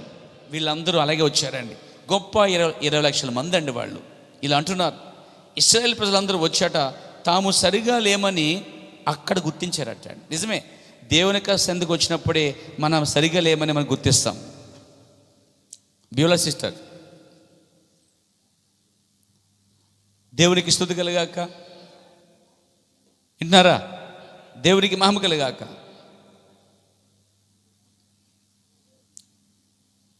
చూడండి బ్రదర్, అయిపోయింది. చూడండి ఒకసారి వినండి. ఇశ్రాయేల్ ప్రజలందరూ ఏకమైన వీళ్ళందరూ ఏం చేశారంటే ఆయన సన్నిధికి వచ్చినప్పుడు వారు ఏమై ఉన్నారో అర్థమైపోయి వారు తగ్గించుకున్నారు. అంత మాత్రం కాదు, తగ్గించుకుంటమే కాదు కానీ ఒప్పుకున్నారండి. చాలామంది తగ్గించుకుంటారు కానీ దేని మందులో తమ పాపాలు, దోషాలు ఒప్పుకోరండి. అంత చెప్తున్నా, నువ్వేంటి అని అడిగితే నేను చెప్తాను, నా అనుభవంలో నేను దేవునికి విరుద్ధంగా తప్పు చేసినప్పుడు, లేకపోతే ఆయన బాధ పెట్టినప్పుడు నేనేం చేస్తానంటే వ్యక్తిగతంగా ఉపవాసం ఉండి 2 రోజులైనా 3 రోజులైనా సరే అక్కడే పశ్చాత్తాపడి ఏడ్చి నేను సరి చేసుకునే వరకు అక్కడి నుంచి బయటకు రానండి. ఈ విషయంలో పట్టుదల ఎక్కువ నాకు. విషయంలో ఒకరి చేత మనం మంచోడు అనిపించుకునే దానికన్నా అసలు యజమాని చేత మంచోడు అనిపించుకునే చాలండి. మనము మనుషుల చేత మంచి అనిపించుకొని ట్రై చేస్తాం. ఈ మనుషులు అంటే ఎవరికి నచ్చితే మంచి అంటారు, నచ్చకపోతే మంచి కదా అంటారండి. నేనంటే మనుషుల సాక్ష్యము అక్కర్లేదండి, దేవుని సాక్ష్యం కావాలి. మీకు విషయం చెప్తాను. ఒక సేవకుడు, యథార్థపడు సేవకుడు అయినవాడు ఎలా ఉంటాడంటే, దానికి ప్రవక్త అంటాడు, విద్య నేర్పించాడు, గిటార్ నేర్పించాడట ఒక గురువు. ఆ గిటార్ నేర్పించిన వ్యక్తి ఆడిటోరియంలో చాలా జనం ఉన్నారు, ముందు వేల మంది ఉన్నారు. గిటార్ బాగా నేర్చుకున్నాడు, బాగా నేర్పాడు కూడా అతడు గురువు. ఒక మీటింగ్ ఏర్పాటు చేశారు అతని సంగీతం వినాలని. చాలా వేల ప్రజలు తరలొచ్చారు, ఎందుకంటే అతని సంగీతానికి చాలామంది ఉరుతులు ఊతున్నారు. పైగా అతని సంగీతం మనిషిని కూడా కదిలిస్తుంది అనమాట. అంత అద్భుతంగా వాయించగలడు ఆ గిటారిస్టు. చాలా మందిలో అతడు ఏం చేస్తాడు, నిలబడి వాయిస్తాడు అనమాట. ఆ పైన గ్యాలరీలో, లేకపోతే ఆ పైన కుడివైపున తను నేర్పినటువంటి ఒక యజమానుడు అక్కడ కూర్చుని ఉన్నాడండి. పబ్లిక్ ముందు వాయిస్తున్నప్పుడు పబ్లిక్ అంతా కూడా ఏంటంటే ఉరుతులు ఊగుతూ, కేకలు వేస్తూ, ఏళ్ళు వేస్తూ అతని సంగీతాన్ని ఎంతో ప్రోత్సహిస్తున్నారు, ఎంజాయ్ చేస్తున్నారు. కానీ అతను మాత్రం ఎంజాయ్ చేయట్లేదండి. అతను వాయిస్తున్నాడు కానీ తన మనసంతా తన గురుగారి వైపు ఉందండి, తను నేర్పించే యజమాని వైపు ఉందండి. అంటే అతడు ఓకే అనే వరకు చూస్తున్నాడండి. అతను ఓకే అంటేనే నాకు హ్యాపీ, కానీ వీళ్ళంతా హ్యాపీగా ఉన్నారు, కానీ వీళ్ళంతా ఓకే అంటున్నారు, కానీ బాగా వాయించే ఉంటారు, కానీ అతనికి తృప్తినివ్వట్లేదు. అతనికి తృప్తి అవ్వాలంటే అతనికి ఎవరైతే నేర్పించాడో ఆ యజమానుడు, బాస్, ఆయన ఓకే అనాలని, అప్పుడు తృప్తిగా ఉంటుందట. అలా వాయిస్తున్నప్పుడు అతను బాజు లేచి బాగుందని చెప్పాడట. అతని మొక్కలో ఆనందం అప్పుడు వచ్చిందంట అండి. కానీ అప్పుడు దాకా ప్రజలు కేకలు వేస్తున్నా, ఉరుతులు ఊచి ప్రొచ్చేస్తున్నా, కీలలు వేస్తున్నా అతన్ని ఏ మాత్రం తృప్తిపరచలేపారు. ఎందుకంటే అతడు ప్రజల వల్ల మెప్పు పొందట్లేదు. తను నేర్పిన యజమాని వైపు చూసి అతన్ని మెచ్చుకుంటే చాలనుకున్నాడండి. ఈరోజు సేవకుడైన నేనని ఎవరైనా సరే ప్రజల బట్టి కాదు, కానీ ఆయన పంపిన దేవుని బట్టే ఆయనకి ఇష్టలుగా ఉండాలి, ఆయన సంతోషపరచాలి. ఓహ్, దేవునికి మహిమ కలుగాక. కాబట్టి ఇక్కడ మనం చూస్తున్నామండి, ఆయన సందుకు వచ్చినప్పుడు యెషయా మొదలుకుని ఆదాము, అబ్రహాము, మోషే, ఇశ్రాయేల్ ప్రజలు ఒప్పుకున్నారండి. చూడండి, తగ్గించుకోవడం వేరు, నేను తప్పు చేశానని ఒప్పుకుంటాం వేరండి. చాలామంది తప్పు చేశాను ఒప్పుకోరండి. నువ్వు కూడా చేసావు కదా, నేను చేశాను, నువ్వు చేయలేదా? ఒప్పుకున్నప్పుడు మళ్ళీ ఇంకోళ్ళు ఎందుకు తీసుకురావటం? నువ్వు ఒప్పుకున్నప్పుడు ఇంకోళ్ళు తీసుకొస్తావంటే నీ ఒప్పుకోలు సరైనది కాదు. చాలామంది అంట, నువ్వు తప్పు చేసావంటే నేనే కాదు, నా పక్కన కూడా తప్పు చేసింది, అవునంటరే, నన్ను అంటారే, ఇతను అంటరే అనే ఆ వ్యక్తి యొక్క ఆలోచన సరైనది కాదు. దేవుడు గద్దించినప్పుడు, దేవుడు మాట్లాడినప్పుడు, వ్యక్తిగతంగా దేవుడు దర్శించినప్పుడు నీ హృదయం కనబడుతుంది. అక్కడ నువ్వు ఒప్పుకోవాలి. దేవుని సన్నిధికి వచ్చినప్పుడు నీ పాపాలు దేవుని సన్నిధానంలో ఒప్పుకోవాలి. అయ్యో, నేను అపవిత్రమైన పెదలు గలవాడని యెషయా ఒప్పుకున్నాడు కాబట్టి దేవుని దూత వచ్చి తన పాపాలకి ప్రాయశ్చిత్తం చేసింది. ఈరోజు మనం ఒప్పుకున్నప్పుడే దేవుడు చేయగల కార్యాలు. ఇంకా ఉన్నాడు పేతురు ఉన్నాడు. పేతురు దేవుని సన్నిధికి వచ్చినప్పుడట, అయ్యో నేను పాపాత్ముడిని అని ఒప్పుకున్నాడు. సౌలు అనబడిన పౌలు తానే సేవకుణ్ణి, తనకే అన్నీ తెలుసు, యెహోవా తప్ప దేవుడు లేడు, వీళ్ళెవరో మనిషిని అమ్మడిస్తున్నారు, అతడు నజరేయుడైన యేసు అంట, కాబట్టి అతను కూడా ఉన్నవారు అందరూ కూడా హతమార్చాలని బయలు వెళ్ళాడు. తెలియకనే అతడు సంఘాన్ని హింసిస్తున్నాడు. ఆ మధ్యాహ్నము దేవుడు దిగి వచ్చాడు, క్రింద పడ్డాడు. ఈ సౌలు లేక దేవుని సన్నిధికి రాగానే దేవుడు దేవుడు అతని కిందకు పడేగానే తనకు తెలిసిందంతయు తప్పని ఎరిగిన వాడే నేల మీద పడ్డాడట అండి. అంటే దేవుని ముందు నేను తెలుసు అనుకున్నాను, కానీ నాకంటే గొప్పవాడు అని చెప్పి వెంటనే కింద పడ్డాడండి అతడు. చూసారా, అప్పటి వరకు నాకు అన్నీ తెలుసు అనుకున్న ఈ యొక్క సౌలు, నేర్చుకున్న వ్యక్తి, దేవుని సన్నిధికి రాగానే ఆ నేర్చుకున్నది ఎందుకు పనికి రాలేదు. రెండవది, తన కింద పడి పశ్చాత్తాపడ్డాడు, దేవుని వైపు చూచాడండి. తను ఒప్పుకున్నాడు తను చేసిన పొరపాట్లు. అన్నాడు, నేను దోషిని, మునుపు హానికరుని, హింసకుని, నేను స్టెఫెన్ వ్యక్తిని చంపించి అక్కడ సాక్షిగా ఉన్నాను, ఇలా హానికరుని నన్ను దేవుడు నన్ను కరుణించాడు అని సౌలు అనబడుతున్న పౌలు కూడా తన పాపాలు ఒప్పుకున్నాడండి. ఎప్పుడు? ఆయన సన్నిధికి వచ్చినప్పుడు. అలాగే యోహాను సువార్త, ప్రకటన గ్రంథము, మరి రాసినటువంటి పరిశుద్ధుడైన యోహాను ఉన్నాడు, శిష్యుడైన యోహాను, అవునా? మరి మీకు తెలుసా, ఆయన ఒక మాట చెప్తున్నాడు, ఇలా అంటున్నాడు ఆయన, అయ్యో నేను యొద్ద చచ్చిన వాళ్ళ వల్ల అయిపోయాను అన్నాడండి. కానీ ఈ మాట పలకనప్పుడు అతడు ఇంతకుముందు అతన్ని తీసుకెళ్ళి పెద్ద మూకుడులో నూనె పోసి 24 గంటలు మరగబెడితే అతనికి హాని జరగలేదండి.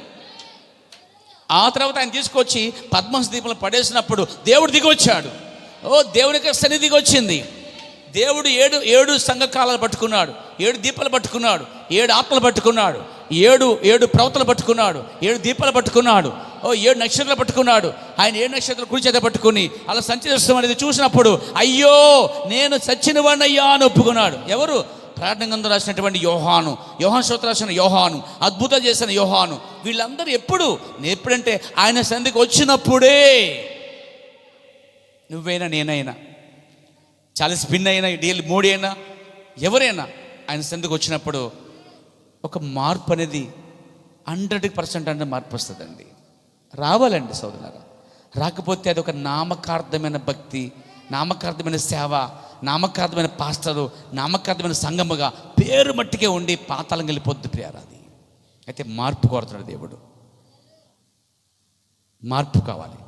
నీ మాటలు, నీ ప్రవర్తన, నీ కార్యాలు దేవుని సన్నిధికి వచ్చినప్పుడు, దేవుడు నీతో చెప్పున్నప్పుడు, నువ్వు చేసిన రహస్య పాపాలు కార్యాలన్నీ కూడా దేవుడిని చూపిస్తున్నప్పుడు, దేవునితో మాట్లాడుతున్నప్పుడు, అది హృదయానికి వినపడినప్పుడు నువ్వు అక్కడికప్పుడే చిన్న పిల్లవాళ్ళే పశ్చాత్తాపడి విడిచిపెట్టాలి దాన్ని.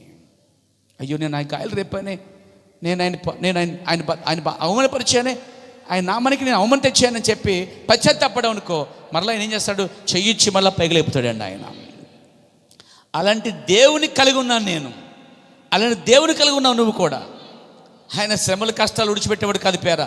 ఒక దాసుడు చాలా బాధపడి ఏడుస్తున్నాడు, అయ్యా ఇప్పుడు విడిచిపెట్టేసావా, లోకమంతా నన్ను విడిచిపెట్టేసింది, శ్రమల్లో లేవా, రోజు నాతో నడిచేవాడివి, ఈరోజు ఎందుకు నా అడుగులే కనపడుతున్నాయి ఇక్కడ అన్నాడంట. అవి నీ అడుగులు కాదు, నా అడుగులు.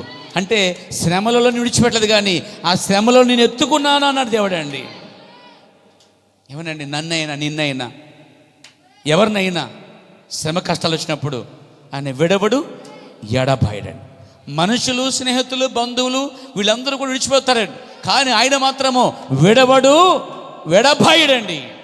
ఎప్పుడు కష్టాలు, బాధలు, నష్టాలు జరిగినప్పుడు, ఎవరు నిన్ను పట్టించుకున్నప్పుడు, ఎవరు నిన్ను ప్రేమించినప్పుడు, ఎవరు నిన్ను సరిగా చూడనప్పుడు ఆయన ఒకడు ఉన్నాడండి. ఆయన వైపు చూడు, ఆయన వైపు రా, పశ్చాత్తాపడు, విడిచిపెట్టు. ప్రభు నీకు నాకు మధ్య ఉన్న ప్రతి తెరను, ప్రతి అడ్డును తీసేస్తున్నాను ప్రభువా, నన్ను దర్శించు అనగానే దేవుడు తన చేయి చాచి పైకి లేపుతాడు దేవుడు అండి. ఆయన స్థిరంగా నిలబెట్టేవాడు.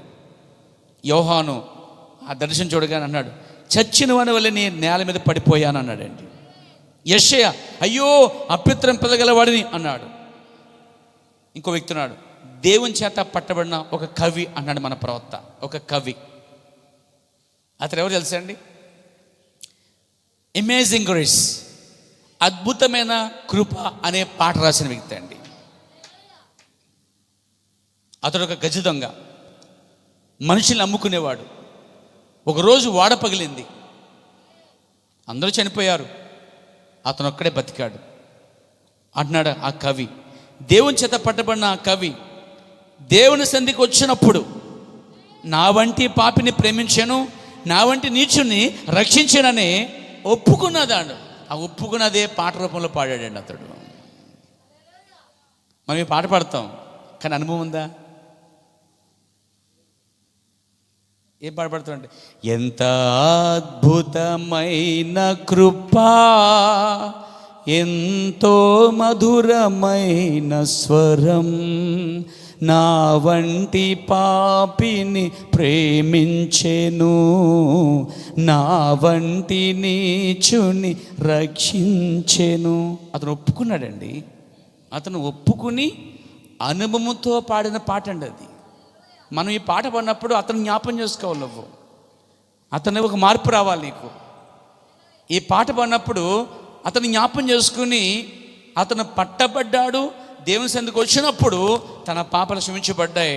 అప్పుడు అన్నాడు, నా వంటి పాపిని, నాలాంటి నీచుణ్ణి, ఇంతమంది చనిపోతే నన్ను బ్రతికించావా ప్రభువా.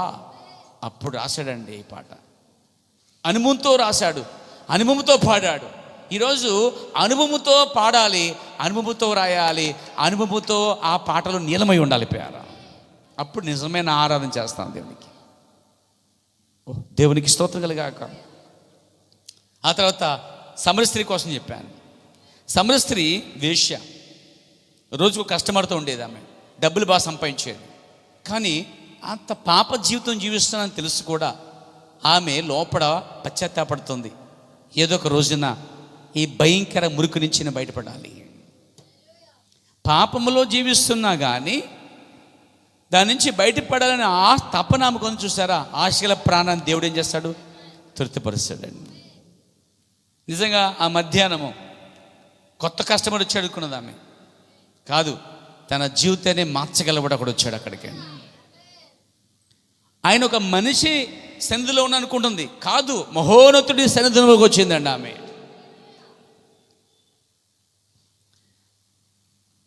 అతడు నేరుగా ఆమె హృదయంలోకి వెళ్ళిపోయాడు. హృదయ రహస్యాలు బయటపెట్టాడు. ఇప్పుడున్నవాడు నీవాడు కాడు.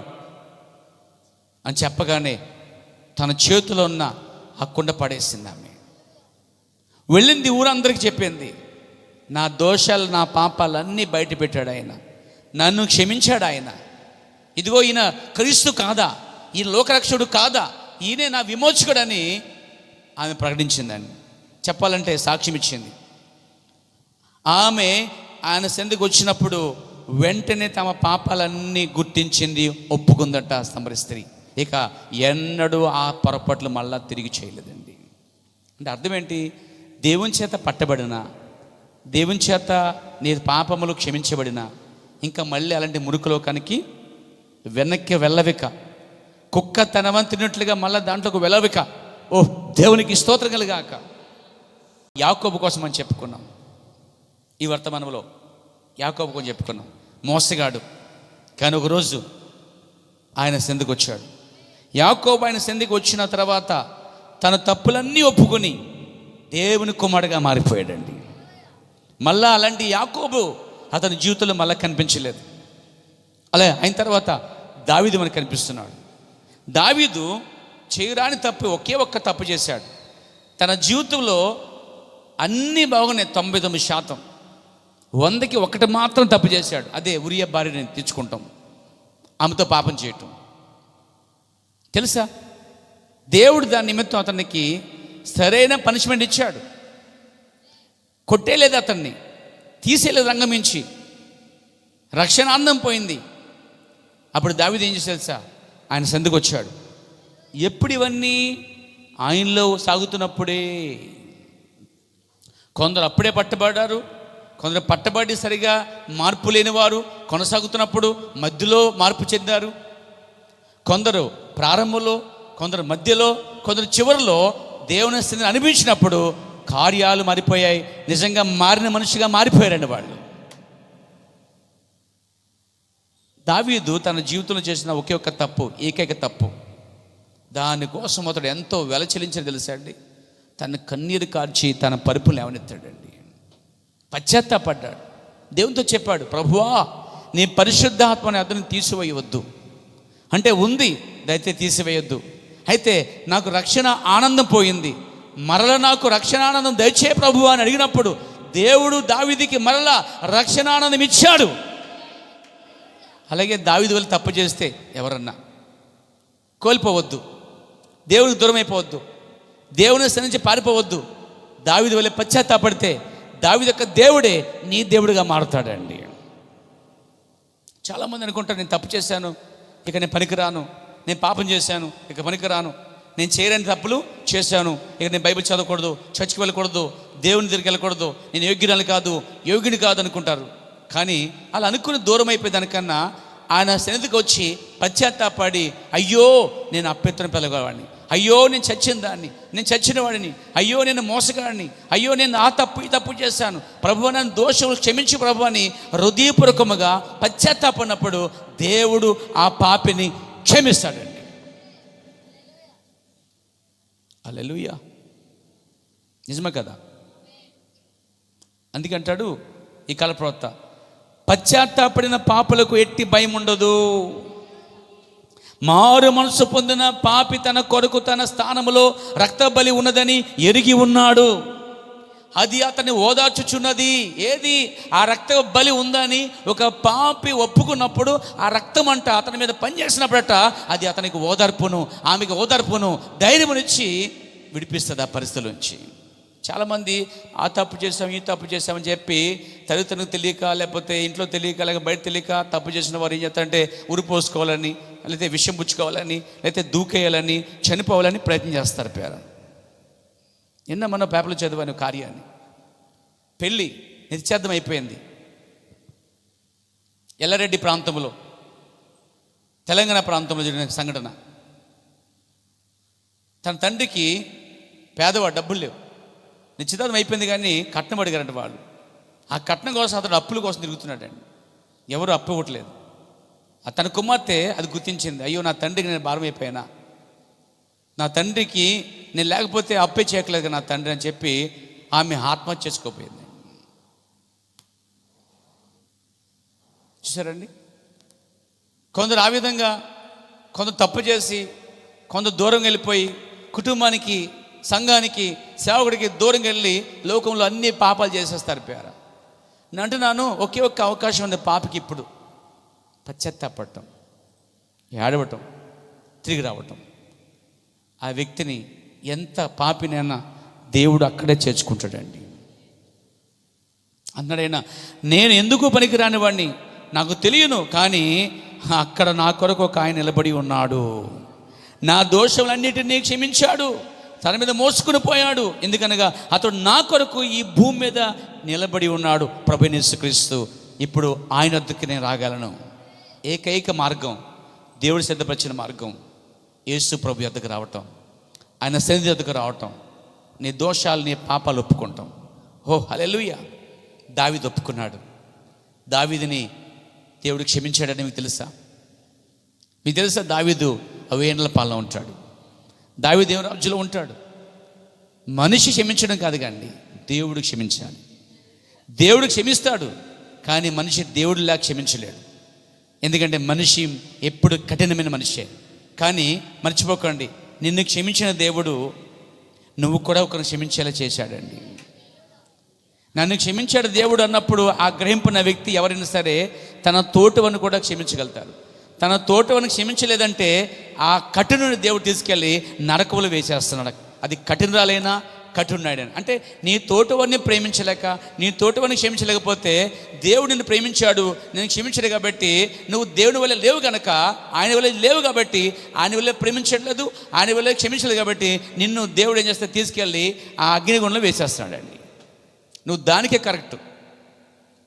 అలా కాకుండా నువ్వు క్షమించి ఇంకో చోటకి వెళ్ళి, అయ్యో నేనే పాటి, నువ్వు నా ఎడల తప్పు చేసావా, నేనే నీకన్నా ఎక్కువ దేవుని ఎట్లా ఎడల తప్పు చేశాను, ఆ గొప్ప మహోన్నతుని చెందుకు వచ్చినప్పుడు నేను మార్పు చెందాను, నేను కూడా క్షమిస్తున్నాను అన్నవారు పరలోక రాజ్యంలో మొదటి బెంచ్లో ఉంటారండి వాళ్ళు.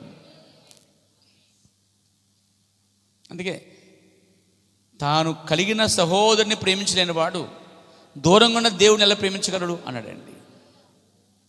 దేవుడు దేవుడు దేవుడు, ఓ ప్రవక్త ప్రవక్త, క్రీస్తు క్రీస్తు అని చెప్తున్న వీళ్ళు అసలే పక్కన సహోదరుని ప్రేమించలేదు, క్షమించలేని ఈ మనసు గలవారు పరలోకంలో అర్హులు కారండి. వీళ్ళు మార్పు చెందిన వారే పరలోకంలో అర్హులై ఉన్నారండి. చార్లెస్ ఫిన్నీ మార్పు చెందాడు, డేల్ మోడీ మార్పు చెందాడు. వీళ్ళందరూ దేవుని సందుకు వచ్చినప్పుడే మార్పు చెందారండి. ఇక ఆఖరికి ఒక వ్యక్తి చెప్పి ముగించేస్తాను. ఎన్ని విషయాలు చెప్పిన వ్యక్తి ఎవరంటే వీళ్ళని పెట్టినామండి. ఇందరి కోసం చెప్పిన ఆ వ్యక్తి కోసం చెప్పుకోవద్దా? ఆయన కోసం ఆయన చెప్తున్న మాట. దేవునికి స్తోత్రం.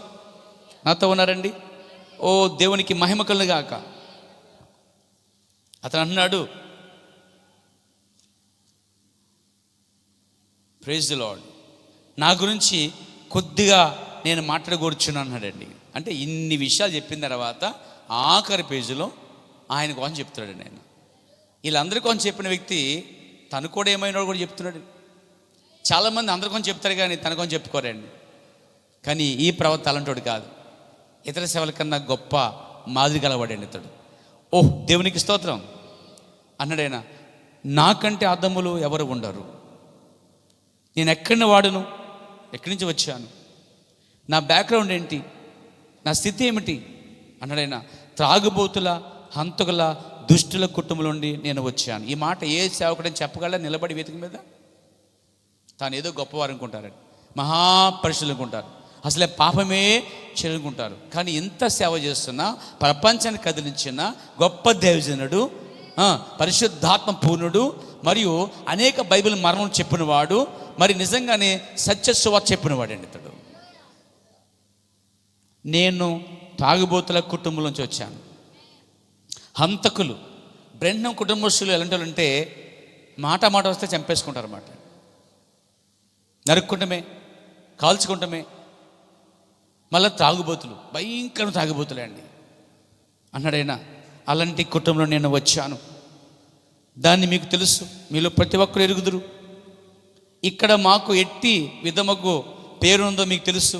అంటే చెడ్డ పేరు ఉంది. అంటే విలియం బ్రాన్హామ్ కుటుంబానికి మంచి పేరు లేదు. మంచి పేరు లేని మచ్చ డాగు కలిగినటువంటి కుటుంబంలోంచి వచ్చాడు బయటకు. ఆయన నేను చెప్తున్నాను పేరా, నా కుటుంబానికి కూడా మంచి పేరు లేదండి. నా కుటుంబం వెనకాల ఏది మంచిది లేదు. మా నాన్న కాలం, అమ్మ కాలం, అక్కల కాలం, అన్నల కాలం, పిత్తల కాలం చూస్తే ఏది మంచిది లేదు. ఏది మంచిది లేదు. నా వెనక కూడా ఏది మంచిది లేదు. నిజం చెప్పాలండి పేరా, మరి ఏ యోగ్యత, ఏ మంచితనం లేని మురుకులోంచి నేను కూడా బయటకు వచ్చాను.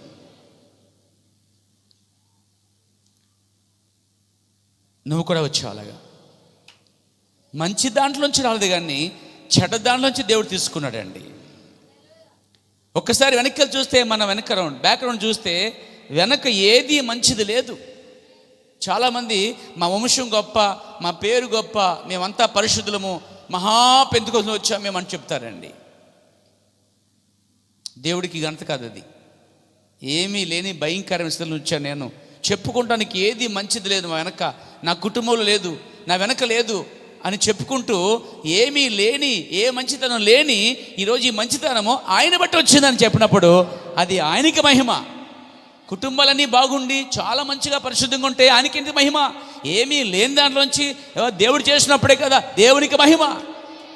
అప్పుడే కదా మనం ఆరాధించగలము, అప్పుడే ముందుకెళ్ళగలము, అప్పుడే దేవుని కోసం నిలబడగలము, అప్పుడే దేవుని కోసం జీవించగలము. ఎందుకంటే ఈ స్థితిలోంచి దేవుడు నన్ను పైకి లేవనెత్తాడు.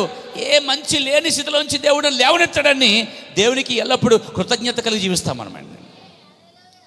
అంత మంచి అయితే ఆయనకి ఘనత తీసుకురాదు. అందుకే రోగులకు వైద్యుడు ఆయన. రోగులు లేని వరకు ఉంటే ఆయనక ఏమాత్రం ప్రయోజనం. ఎందుకంటే రోగం గల వారికి మాత్రమే వైద్యుడు పనిచేస్తాడు. నీతివంతుడికి కాదు కానీ ఆయన పిలవచ్చింది పాపులను పిలవచ్చాడు అని చెప్పాడు ఆయన. అతను అన్నాడు, ఎవరన్నా మాతో వీధిలో మాట్లాడాలంటే, ప్రవక్తతో మాట్లాడాలంటే, అంటే ఈ యవనస్తుడితో అతను అన్నాడు, మా ఇంటి వెనక మంచి పేరు లేదు, అందరూ చెడ్డ పేరు, మీకు తెలుసు మా స్థితి అంతా అని చెప్తూ అన్నాడు ఆయన. ప్రజలు వీధిలో మాతో మాట్లాడరు. ప్రజలంటే ఆ వీధిలో ప్రవక్త కుటుంబంతో మాట్లాడరంటండి. కొన్నిసార్లు మీ వీధిలో కూడా మీతో మాట్లాడకపోవచ్చు. ఒక్కదానివే, ఒక్కడవే చర్చికి వెళ్ళొచ్చి రావచ్చు, పక్క వాళ్ళు మాట్లాడరు, పలకరించరు, అలా కళ్ళు చూస్తారు అంతే. తిన్నావా, తాగావా, బాగున్నావా అనరు. కష్టాలు బాధలు వచ్చినప్పుడు రాడు, ఓదార్చరు, మాకెందుకు అనుకుంటారు. నిజమే, మనం ఇప్పుడు ఏదైతే అనుభవిస్తున్నామో సోదరుల, వీధుల్లో ఎవరు మనతో మాట్లాడరో మన ప్రవర్తనతో కూడా ఎవరు మాట్లాడరు ఏంటండి. సరిపోయింది ఆయన కుటుంబం, మన కుటుంబం. ఒక చెట్టుకు పుట్టిన ఒక తీగ పుట్టిన తీగల మరి ఆకుల వలె ఉన్నాం మనం. Praise God. ఎందుకంటే మాకు మంచి పేరు లేదు కాబట్టి ఎవరు మాతో మాట్లాడరు. వీధుల్లో ప్రజలు మాతో మాట్లాడరు. నిజమే, ఒకవేళ నీ ఇంటి పక్కన నీ వీధిలో ఎవరు నీతో మాట్లాడలేదేమో బాధపడుకో. ఒక ఆయనతో కూడా అలాగే ఉన్నారు. అది నేనే అనుకో, నువ్వు కూడా. దేవునికి స్తోత్రం కలగా. నేను పట్టణంలోనికి వెళ్ళినప్పుడు ఎవరైనా నాతో మాట్లాడాలనుకుంటే ఎడల వారు పక్కకు వచ్చి ఎవరూ లేకుండా చూసి అప్పుడు మాట్లాడేవారట ఆయనతోటి. అంత ఘోరమా, అంత పాపమా? అంటే మనుషులు ఎంత ద్వేషిస్తారో ఆలోచించండి ఇక్కడ.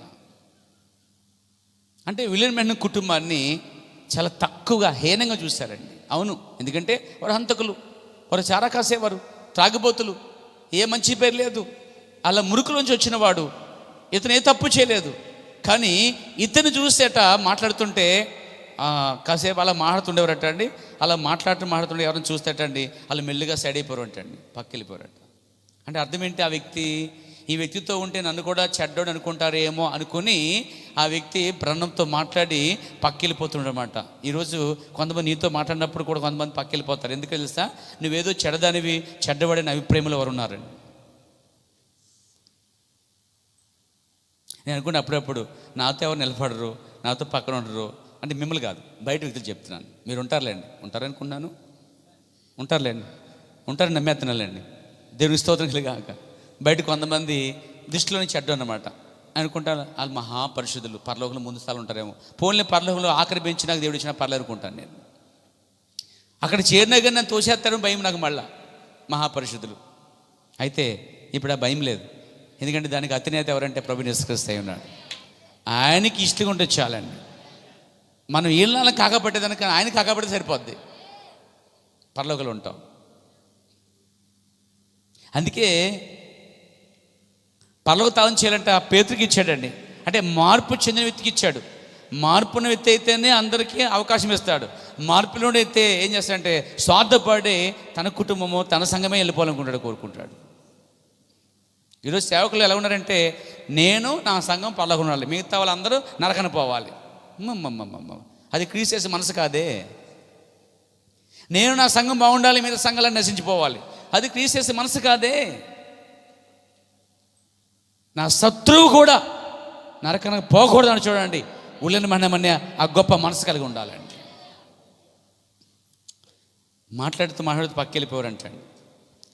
నాతో వారు మాట్లాడరు ప్రవక్త అంటున్నాడు. చూడండి, ఎవరైనా మాట్లాడుచుండగా ఎవరైనా వచ్చుట గమనించినట్లా నన్ను విడిచిపోయేడు వారు. నేను అనేవాడిని అలా కాదు బ్రదర్, అలా కాదు సిస్టర్, అలా కాదు అనేవాడట. అలా కాదు, ఇది తప్పు అని నేను అక్కడ నిలబడి కేకలు వేసేవాడిని. అరే సడన్ మాట్లాడుతూ సైడ్ అయిపోతే ఎంత బాధ అండి. షేమ్ కదా ఇది, కదా, తక్కువ చేసినట్టే కదా. బ్రెండమైతే అనేవాడట ఇది తప్పు, ఇది తప్పు అనేవాడట.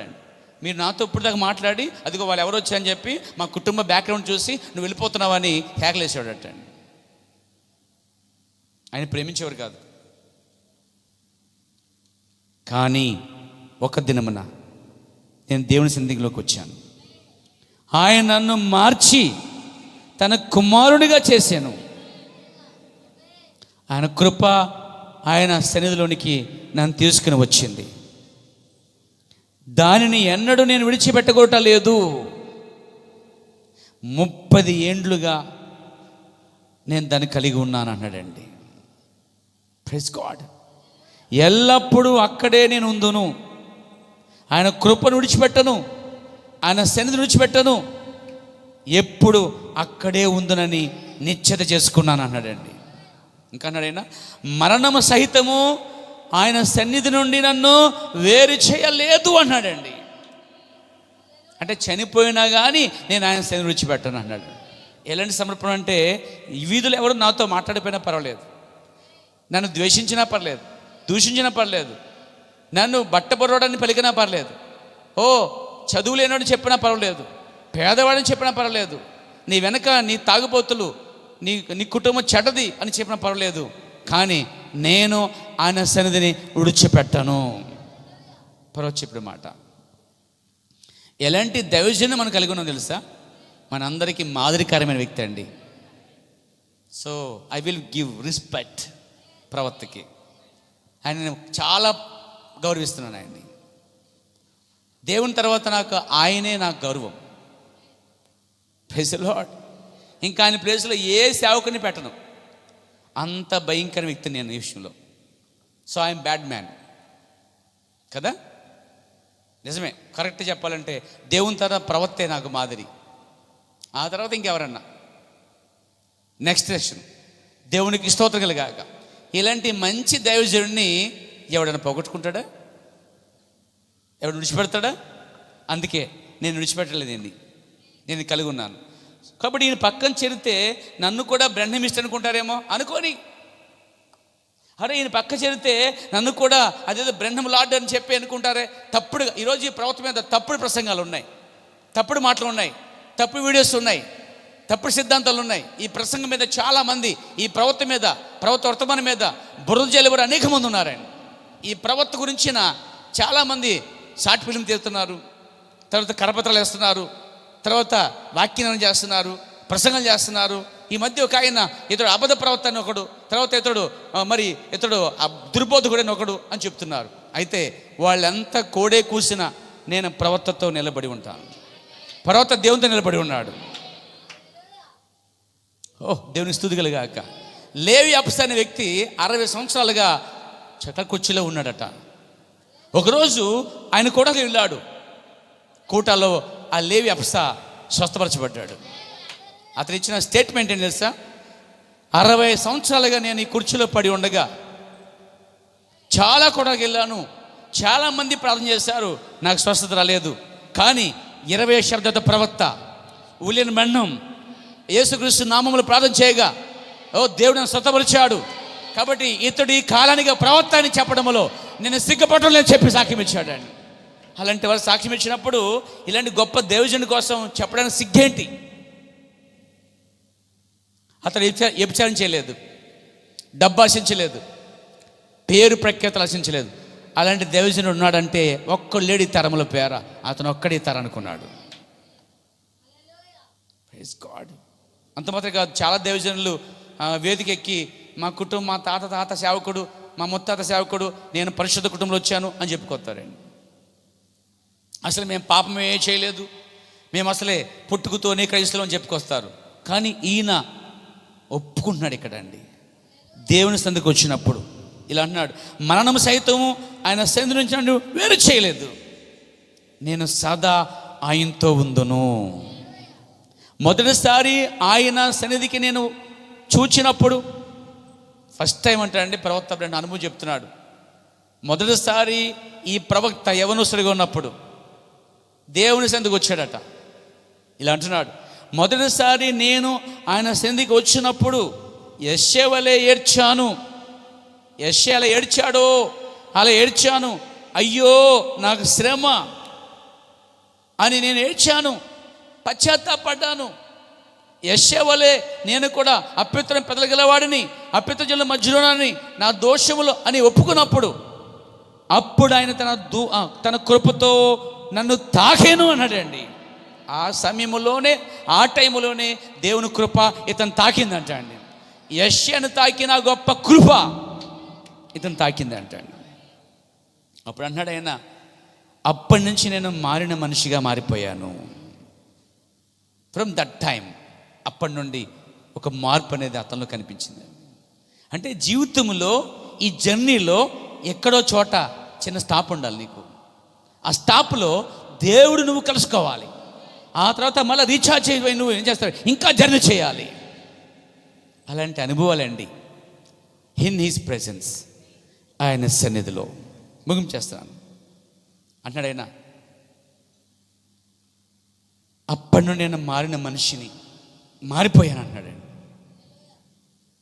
ఎంతోమంది ఇక్కడ తాగుబోతులు దేవుని వాక్యమని మార్పు చెందుతున్నారే, నేను ఒకప్పుడు అలాగే మార్పు చెందాను. అప్పటి నుండి నేను ఆయన బిడ్డగా ఉన్నాను, కుమారుడిగా ఉన్నాను. అప్పటి నుండి నా జీవితం అంతా ఆయన సేవ కొరకు ఈ ఆశ కలిగి ఉన్నాను. ఈ సమర్పణ చూడండి ఎలాగుందో. డిఎల్ మోడీ ఎలా అన్నాడు చూడండి, దానికి మించి ఈ సమర్పణ ఉంటుంది ఇక్కడ.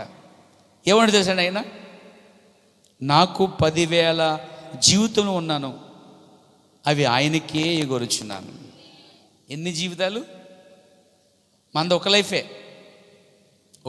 ఒకసారి పుడతాం, జీవిస్తాం, చనిపోతాం. ఈ లైఫ్ మళ్ళీ తిరిగి రాదు. 7 జన్మలు లేవు, ఒక్క జన్మే ఉంది. ఇంకో చాలా మీలో కొంత పరగమాడతారు అప్పుడప్పుడు, పుట్టి కడుపు పుడతానమ్మా అని. వద్దు, ఆ మాట అనకొద్దు. నువ్వు పుట్టవు, ఒకసారి పుడతావు, ఒకసారి చనిపోతావు, మళ్ళా పొట్టాలు లేవు, ఇక అసాధ్యం. అలాంటి పరగ మాట్లాడకూడదు మనం. దేవునికి స్తోత్రం కలిగా. ఇంకా గవర్నమెంట్ అంటే హిందువులు అంటారు, ఈరోజు మనిషిగా పుట్టాను, వచ్చిన కుక్కలా పుడతాను, నక్కలా పుడతానంట. కుక్కల నక్కలా పుట్టేంత కరమే పట్టింది నీకు నాకు. మనిషిలో పుట్టించాడు దేవుడు అండి. కుక్క హాతలకి ఆత్మ లేవండి, దేవుడు మనిషిని ఆత్మతో జన్మింపజేశాడండి. 10,000 జీవితాలు ఉంటే ఆయన కొరకే ఇచ్చేస్తాడట అండి. మనం ఒక్క జీవితంలోనే అన్నీ అనిపించి అయిపోయిందంతా ఎప్పుడు తీసుకుంటాడో అంటే లాస్ట్లో అన్నీ అయిపోయాక పిప్పి ఇంకెందుకు పెరిగినప్పుడు బతకడం ఎందుకు ఇంకా నేను, ఆ టైప్ కాదు ఈయన. కొన్ని కష్టాలు వస్తే నా జీవితంలో నేను ఎంత అనుభవించానో కష్టాలు, ఎదవ బతుకు ఎందుకు వచ్చింది, చచ్చిపోతాను. ఒక్క జీవితంలో నేను అంత అలసిపోతున్నావే. అసలు మార్పు చెందితే ఎలా ఉంటుందో తెలుసా? మార్పు చెందినప్పుడు ఈ ప్రవక్త అంటున్నాడు, అయ్యో నాకు ఇంకా 10,000 జీవితాలు ఉంటే అదంతా ఆయనకి ఇచ్చేసి ఆయన సేవ చేస్తానండి. మనం 1 సంవత్సరం చచ్చి రావటమే కష్టం. ఆ నెల్లొత్తి ఇంకో 2 రోజులు కనిపించవు. గట్టిగా ఉపవాస కూటలు పెడితే ఆ రాత్రి మళ్ళీ ఇంకో రాత్రి కనపడవు. నిజమా కాదా? మాట్లాడలేదంటే గట్టిగా వాకింగ్ అద్దిస్తే ముఖంలో బూర్లు కమ్మల మస్కేలు మారిపోయి, బుక్కలింత లాభ అయిపోయి, కళ్ళు పెద్ద అయిపోయి, చెప్పులు తడుక్కుని వెళ్ళిపోతారా అని వెళ్ళిపోతావు. వాక్యం వస్తే తట్టుకోవు, దిద్దుకోవు, తగ్గించుకోవు, పక్కన పొగిడితే ముస కొట్టేస్తావు. ఈ జీవితంలో నువ్వు అనుభవించేవన్నీ చాలా చెడ్డ కార్యాలు. ఈ జీవితంలో ఇక డ్యూటీ చేసుకుంటూ పని చేసుకుంటూ వస్తూ చాలా కష్టపడుతూ ఇంక అనుకుంటా కొన్ని కష్టాలు వస్తే నాకు వచ్చిన కష్టాలు యోబుకు కూడా రాలేదు. ఎవరికి? మన యోబు. అసలు యోబు పేరు ఎత్తున సరిపోతామా? రవ్వ అతని గోరుకు కూడా మనం సరిపోం అనుకుంటాం. ఈ జీవితంలో నాకున్న కష్టాలు ఎవరికి లేవు, నాకున్న అప్పులు ఎవరికి లేవు. నీతో పాటు నేను కూడా ఉన్నాను అప్పుల్లో. మన ప్రవక్త కూడా ఉన్నాడు అప్పుల్లో. కొన్ని కష్టాలు వస్తాయి, బాధలు వస్తాయి, శ్రమలు వస్తాయి, ఉద్యోగులు ఉండవు, డబ్బులు ఉండవు, ఆహారం ఉండదు. ఇక అనుకుంటా ఎందుకు వచ్చింది బతుకుది. ఇంకొంతమంది అయితే ప్రభులో ఉన్నాను, ఈ కష్టాలు వస్తుంటే చచ్చికొచ్చాం, బాప్తిస్మం పొందాం, మారుమూసి పొందాం, ఇంకా అలాగే ఉంది బతుకు అనుకుంటాం. అంటే చర్చికొచ్చి బాప్తిస్మం పొందితే గోడౌన్స్ కానీ డబ్బులు వచ్చేది అనుకుంటున్నామేమో. మొదట మార్పు వస్తుంది, రక్షణ వస్తుంది, క్రీస్తు యొక్క స్వరూపం ఏర్పడుతుంది, నిత్యజీవం వస్తుంది. ఇంతకంటే ఏం కావాలి అసలు నీకు? కొంతమంది ఈ జీవితం అంతా అర్థం గడిపోయింది, అంతా వేస్ట్ అయిపోయింది అనుకుంటారు. నిజమే, క్రీస్తులో లేకపోతే అది వేస్ట్. క్రీస్తులో ఉంటే ఒక క్షణం కూడా వేస్ట్ కాదు. క్రీస్తునందున్న వారికి నూతన సృష్టి. క్రీస్తునందున వారికి ఏ శిక్ష విధి లేదు. క్రీస్తునందున్న వారు మరలాపడుతున్నారు. క్రీస్తునందున్న వారు గొప్పవారు ఉన్నారు. అసలు యెహోవా దేవుడిగా జనులే ధన్యులు. ఇలా ఎందుకు అనుకోకూడదు నువ్వు? చాలామంది ఎందుకు వచ్చిన బతుకు, చర్చికి వెళ్తున్నాం కానీ ఇంకా అప్పులు తెలియదు, చర్చికి వెళ్తున్నాం కానీ ఇంకా కష్టాలు తెలియదు, చర్చికి వెళ్తున్నాం కానీ ఇంకా ఉద్యోగం రాలేదు, చర్చికి వెళ్తున్నాం ఇంకా గర్భం రాలేదు, చర్చికి వెళ్తున్నాం ఇంకా పిల్లలు లేరు, చర్చికి వెళ్తున్నాం కానీ ఇంకా ఇంకా ఇంకా ఇంకా స్థిరమైన ఉద్యోగం లేదు, డబ్బులు లేవు అనుకుంటాం. సోదరులారా, ఇవన్నీ శాశ్వతం కదండి. ఇవి ఉన్నాను లేకపోయినాను మనం మాత్రం దేవుని రాజ్యంలో ఉంటామండి. ఇవన్నీ ఉన్నా లేకపోయినా దేవుని రాజ్యం అవసరం ఉందండి. కాబట్టి గుర్రాలు బట్టి రథాలు బట్టి కాదు, కానీ దేవుని నామను బట్టే మనం సంతోషంగా ఉండాలి అందుకే అన్నాను, ఎక్కడైనా సంతోషం ఉందంటే దేవునికి వాక్యంలోనే అండి. ఆనందం, సంతోషం ఇక్కడే ఉంటుంది. ఒకవేళ లోకం నీకు ఇవ్వకపోవచ్చు, కుటుంబం నీకు ఇవ్వకపోవచ్చు, బంధువులు స్నేహితులకి ఇవ్వకపోవచ్చు, కానీ ప్రభుని యేసుక్రీస్తు నీకు ఇవ్వగలడండి. ఆయన ఎప్పుడు ఆయన సందుకు వచ్చి మార్పు పొందిన తర్వాత ఈ మాటలు పలుకుతున్న ప్రవక్త, నాకు 10,000 జీవితంలో ఉన్న ఎడల అవన్నీ ఆయనకే ఇచ్చేస్తాను అన్నాడైనా. ఈ ఒక్క జీవితము త్వరగా అయిపోవచ్చున్నదే. ఆయన బాధ ఏం తెలుసా అండి? ఉన్న ఒక్క జీవితం త్వరగా అయిపోతుందని బాధపడుతున్నాడండి ఆయన. కొందరు ఏం చేస్తారు, అంతా జీవితం అంతా అయిపోయింది, పెళ్ళి అయిపోయింది, పిల్లలు అయిపోయింది, మనం చూసాం, ఇంకా అంతా అయిపోయింది కాబట్టి ఇంకా ప్రభు ఎప్పుడు వస్తాడు, లేకపోతే నన్ను ఎప్పుడు తీసుకెళ్తాడు, ఇంకెందుకు బతుకున్నాను అనుకుంటారు. సోదరులారా, ప్రవక్తలు అంటే ఇంకా బతకాలి, ఇంకా బ్రతకాలి, ఇంకా 10,000 అయితే దేవుని కోసమే బతకాలి. బాబ్బా, ఏం సమర్పణ అండి వాళ్ళ జీవితాల్లో. ఒక జీవితంలో అలసిపోయావు సోదరుడా, ఆర్థికంగా, ఆత్మీయంగా, లేకపోతే పరిస్థితులు నిన్ను వేస్తాడుగా చేస్తున్నాయా? అయితే ప్రవర్తన మార్పు తీసుకో. మార్పు చెందితే అవన్నీ పెద్ద లెక్క కాదు. మార్పు చెందినప్పుడు ప్రవర్తనాడు, 10,000 జీవితం ఉంటే చాలు. ఈ ఒక్క జీవితం నాకు త్వరగా ఉన్నదే, ఇది త్వరగా అయిపోవచ్చున్నదే. 53 లేక 52 సంవత్సరాల దాకా సువార్తలోనే గడిచిపోయి ఉన్నవి. మరో 1000 జీవితములు ఖర్చు చేయటం నచ్చో బాగుండునే అని తలంచుచున్నాను.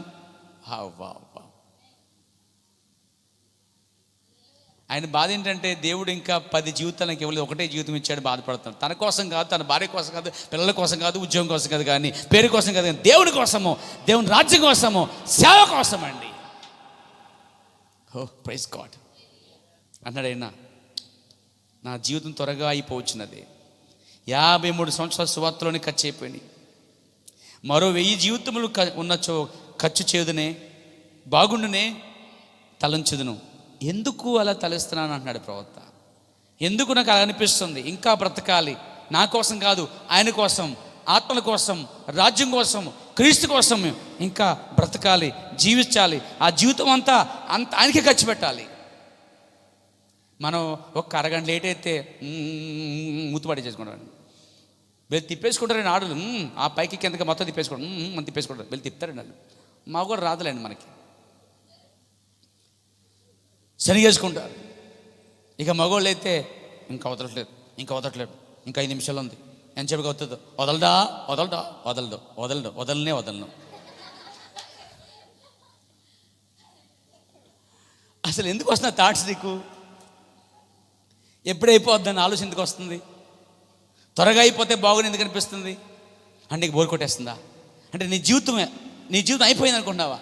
అసలే చిరకాలము యెహోవామందులో జీవించుదనని ఒక భక్తుడు అంటూ లేదా? అసలు ఒక్క దినం గడిపితే 1000 దినాలని చెప్పట్లేదా? అవెందుకు జ్ఞాపకం చేసుకో ఈ టైంలో? అంతే, ఒక టైం పాస్టర్ గారు పలానా అరగంటకి ముంచేదంటే అరగంట దాకే చూస్తాం. అరగంట అన్నాడు ఆయనకి వాచ్కి ఆయన వైపు వాచ్ వైపు చూస్తూ ఉంటాం. ఇక అరగంట తర్వాత ఎక్కదు, ఒక్క ముక్క ఎక్కదు. సోదరులారా, అసలు ఎందుకు ఇలా వస్తున్నాయి? ప్రవక్త అన్నాడు, నాకు 10,000 జీవితాలు ఉన్నా, అయ్యో ఒకవేళ 1000 జీవితాలు ఉన్నా ఆయనకే ఖర్చు పెట్టేస్తా. అంటే పాటలు పాడతా, స్తుతిస్తా, సువార్త చెప్తా, ఆరాధిస్తా, చర్చిలో సేవ చేస్తా, ఆయన ప్రకటిస్తా, ఆత్మ సంపాదిస్తా. వావ్, ఇది మీకుండి తీరాలి, నాకుండి తీరాలి. నేను చెప్తానండి, మీ డబ్బు మీ భోజనాల కన్నా ముఖ్యముగా ఆత్మలే కావాలి. నాకు ఆత్మలే నాకు అప్పగించాలి. మీరు ఎంత ఇచ్చారు, ఎంత చేశారు కనుక ముఖ్యంగా ఎన్ని ఆత్మ సంపాదించావు అనేది ముఖ్యమండి. ఇక్కడ కోటలు ఎంత ఖర్చు పెట్టావు అనేది కాదు, కానీ కోటలు ఎన్ని ఆత్మలు రక్షించబడ్డాయి అనేది గొప్ప కార్యమండి. Praise God. ముగింపుకు వస్తున్నాను. ఎందుకు నేను ఎలా అంటున్నాను? 10,000 జీవితాలు ఉంటే, 1000 జీవితాలు ఉంటే ఆయనకి ఖర్చు పెడతాను నేను ఎందుకు అంటున్నాను? ఎందుకు నాకు తలంపు వస్తున్నాను అన్నాడు ప్రవక్త. ఎందుకనగా ఒక్కసారి ఆయన సన్నిధిలోనికి వెళ్ళి నేను గ్రహించినది ఏమనగా, అంటే నేను ఆయన సన్నిధిలోకి వెళ్ళి నేను గ్రహించింది ఏమనగా ఆయన థాట్ చెప్తున్నాడండి. కావాలా మీకు? నాకు కూడా కావాలి. మీతో పాటు నేను కూడా వినాలనుకుంటున్నాను. ఏంటో థాట్? ఎందుకు అలా మాట్లాడుతున్నాడు ప్రవక్త? 1000 జీవితాలు ఉంటే ఆయనకే ఖర్చు పెడతానంటున్నాడు. అంటే తన కోసం కాదు, తన భార్య కోసం కాదు, తన పిల్లల కోసం కాదు, తన హ్యాపీనెస్ కోసం, కానీ ఆయన కొరకే అన్నాడు. ఏంటి? ఎందుకు అన్నాడంటే ప్రవక్త అన్నాడు, నేను వెళ్ళి ఆయన ఎందుకు వెళ్ళి నేను గ్రహించింది ఏమనగా చెప్తున్నాడు. నెంబర్ 1, ప్రేమకు పాత్రుడు కానీ వానిని ప్రేమించు వారు ఒకరు ఉన్నారని గ్రహించాను. ఏమైపరుస్తారా? ప్రేమకు పాత్రుడు కానీ నన్ను ఒక ఆయన ప్రేమించాడు, ఆయన యేసు అని నేను ఆయన సన్నిధికి వెళ్ళిన తర్వాత గ్రహించాను అంటున్నాడండి. అవునండి, మిమ్మల్ని ఎవరు ప్రేమించకపోవచ్చు, ఈ లోకంలో నన్ను కూడా ఎవరు ప్రేమించకపోవచ్చు, కానీ నన్ను ప్రేమించే ఒక్క ఆయన ఉన్నాడండి. ఎప్పుడు తెలుసుకునే విషయాలు? ఆయన సన్నిధికి వెళ్ళినప్పుడు, ఇన్ హీస్ ప్రెజెన్స్. ఆయన సన్నిధికి వెళ్ళిన తర్వాత ప్రవక్త నేర్చుకున్నది ఏం తెలుసా అండి? ఎందుకు అతను ఇలా 1000 సంవత్సరాలు బతకాలి, 1000 జీవితాలు ఉండాలన్నాడు? ఎందుకో తెలుసా అండి? అన్నాడు ఆయన, ప్రేమకు పాత్రుడు కాని నన్ను ఒక ఆయన ప్రేమించేవాడున్నాడు. ఎవరు నన్ను ప్రేమించినప్పుడు ఒకరు నన్ను ప్రేమించిరి, అది యేసు. ఎవరు నా పట్ల శ్రద్ధ వహించినప్పుడు ఒకరు నా పట్ల శ్రద్ధ వహించిరి అనునదే. అందుకే నేను 1000 సంవత్సరం ఉన్నాను, 1000 జీవితాలు ఉన్నాను, ఆయనకే ఖర్చు పెడతాను అన్నాడండి. మీరేం చేస్తారు? ఒక నెల ఖర్చు పెట్టగలవు ఆయన కోసం? పోనీ ఒక ఆదివారం, మీలో కొందరు సరిగా ఆదివారమే సరిగా రారు. ఈయన 1000 సంవత్సరాలు వచ్చినా 1000 జీవితాలు ఉన్నా ఖర్చు పెడతాడు ఈ ప్రవక్త. మరి సంవత్సరంలో ఎన్ని ఆదివారాలను ఖర్చు పెడుతున్నావు? దేవునికి ఇస్తున్నావా? సంవత్సరంలో వారం మధ్యలో జరిగే ఆ మెసేజ్ స్టడీలో మరి ఖర్చు పెడుతున్నావా? నువ్వు ఈ సంవత్సరంలోనే ఈ ఆదివారాలు సరిగా రాక, ఈ సంవత్సరంలోనే వారం మధ్యలో రాక నువ్వు ప్రవక్త వల్లే ఏ విధంగా పలకగలవు? నాకు ఇంకో జీవితం ఉంటే, నాకు 1000 జీవితాలు ఉంటే ఆయనకే ఖర్చు చేయగలని ఎలా చెప్పగలవు? నువ్వు ఖర్చు పెట్టట్లేదే, నువ్వు సమయం ఇవ్వట్లేదే, త్యాగం చేసుకుంటలేదే, రావడానికే చాలా ఆలోచిస్తున్నావే, వచ్చి మళ్ళీ ఇల్లుటికి ఆలోచిస్తున్నావే. మరి ఇంతగా నువ్వు ఆలోచించినప్పుడు ఎలా ఆయన కోసము సంవత్సరం అంతా జీవించి నువ్వు నీకు ఒక జీవితం ఇస్తే, ఇంకొక సంవత్సరం ఇస్తే నువ్వు ఆయన కోసం జీవించగలవా? అందుకే అనుకోవాలి, 2020 సంవత్సరం అంతా గతించింది ప్రభువా, 2020 సంవత్సరం అంతా నీ కోసం జీవిస్తానని చెప్పగలవా నువ్వు? అట్లీస్ట్ 1 ఇయర్ ఆయన 1 ఇయర్ కాదు, 10,000 జీవితాలు ఉన్నా ఆయనకే ఖర్చు పెట్టేస్తా. ఎలాంటి సమర్పణ అండి అది? అతనికి ఎందుకు వచ్చింది అన్నాడు? ప్రేమకు పాత్రను కాను నేను, అలా నన్ను ఒక ఆయన ప్రేమించాడు. హల్లెలూయా. ఎవరూ నన్ను ప్రేమించలేదు, అందరూ నన్ను చూసి పక్కెళ్ళిపోయేవారు, నా కుటుంబాన్ని బట్టి, నాకున్న మచ్చను బట్టి అసహించుకునేవారు, ఎవరు నన్ను ప్రేమించేవారు కాదు. అయితే ఒక ఆయన నన్ను ప్రేమించాడు. ఎవరు నా పట్ల శ్రద్ధ చూపలేదు, కానీ ఒక ఆయన నా పట్ల శ్రద్ధ చూపించాడు. అందుకే అంటున్నాను అంటున్నాడండి ఆయన. ఈరోజు నువ్వు కూడా ప్రభు కోసం జీవించాలనుకుంటే, ప్రవక్తలు నువ్వు కూడా మాట్లాడాలంటే, ప్రవక్తలు కూడా జీవించేవాలి, ప్రవక్తలే మార్పు చెందాలి. దేవునికి స్తుతి కలుగాక. అంటాడైనా, నేను నా చేతులతో ఆయన సిలువను కౌగిలించుకొని హత్తుకుని ఉన్నాను. అప్పుడు నేను ఆయన ఏకమైపోయామంటున్నాడండి. ఇలాంటి సమర్పణ అండి ఇది. సిలువ అనగా శ్రమలు, శోధనలు, కష్టాల్లో నేను ఆయన గట్టిగా పట్టుకున్నాను. అప్పుడు నేను ఆయన ఏకమైపోయాం. అప్పటి నుండి ఆయన నేను ప్రేమించుచున్నాను. అదేంటి ఆయన ప్రేమలో ఉన్న భాగం. అందుకే ప్రవక్త ప్రభుని ప్రేమిస్తున్నాడు. హల్లెలూయా. ఆయన తన రక్తముతో నా భుజమును తడిపాడు, నా హృదయమును కడిగాడు, నన్ను తాకి నా పాపములను క్షమించాడు. ఇవి ప్రవక్త మాటలు. తనతో పోల్చుకున్నాడు, తనకొని చెప్పుకున్నాడు. హల్లెలూయా. నేను ఆయన వాణిగా ఉన్నందుకు సంతోషించుచున్నాను అన్నాడండి. మీరు ఆయన వారిగా ఉన్నందుకు సంతోషిస్తున్నారా? మీరు ఆయన వారిగా ఉన్నందుకు సంతోషిస్తున్నారా? బ్రదర్స్, మనమందరం ఆయన వారమైనందుకు సంతోషపడుతున్నామా? Praise God.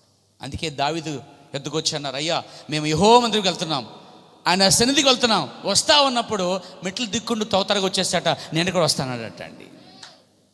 సమర్పణ, సంతోషం. చర్చికి వెళ్ళటం అంటే ఆనందం, చర్చికి వెళ్ళటం అంటే పండగ, ఆరాధన చేయడం అంటే ఆనందం, తిరిగి వెళ్తున్నప్పుడు గొప్ప ఆనందం. ఎంత గొప్ప సహవాసాన్ని, ప్రేమను కోల్పోతున్నామని ఒక గొప్ప బాధతో మనం తిరిగి వెళ్ళాలి తప్ప సంతోషం కాదండి. వచ్చినప్పుడు సంతోషంగా రావాలి, వెళ్ళినప్పుడు బాధకి వెళ్ళాలి. ఏ బాధ? మళ్ళీ ఎప్పుడు కలుసుకుంటాము? వచ్చేవని వస్తానులే, టైం ఉంటే వస్తానులే, నాకు సెలవు లేదు. నరకంలో ఏం చేస్తావో నాకు డౌటు. నరకంలో కూడా సెలవు ఉండదు. నరకాన్ని పోయి చేసుకుంటున్నాం మనం. ఇవన్నీ శాశ్వతమైన కావు.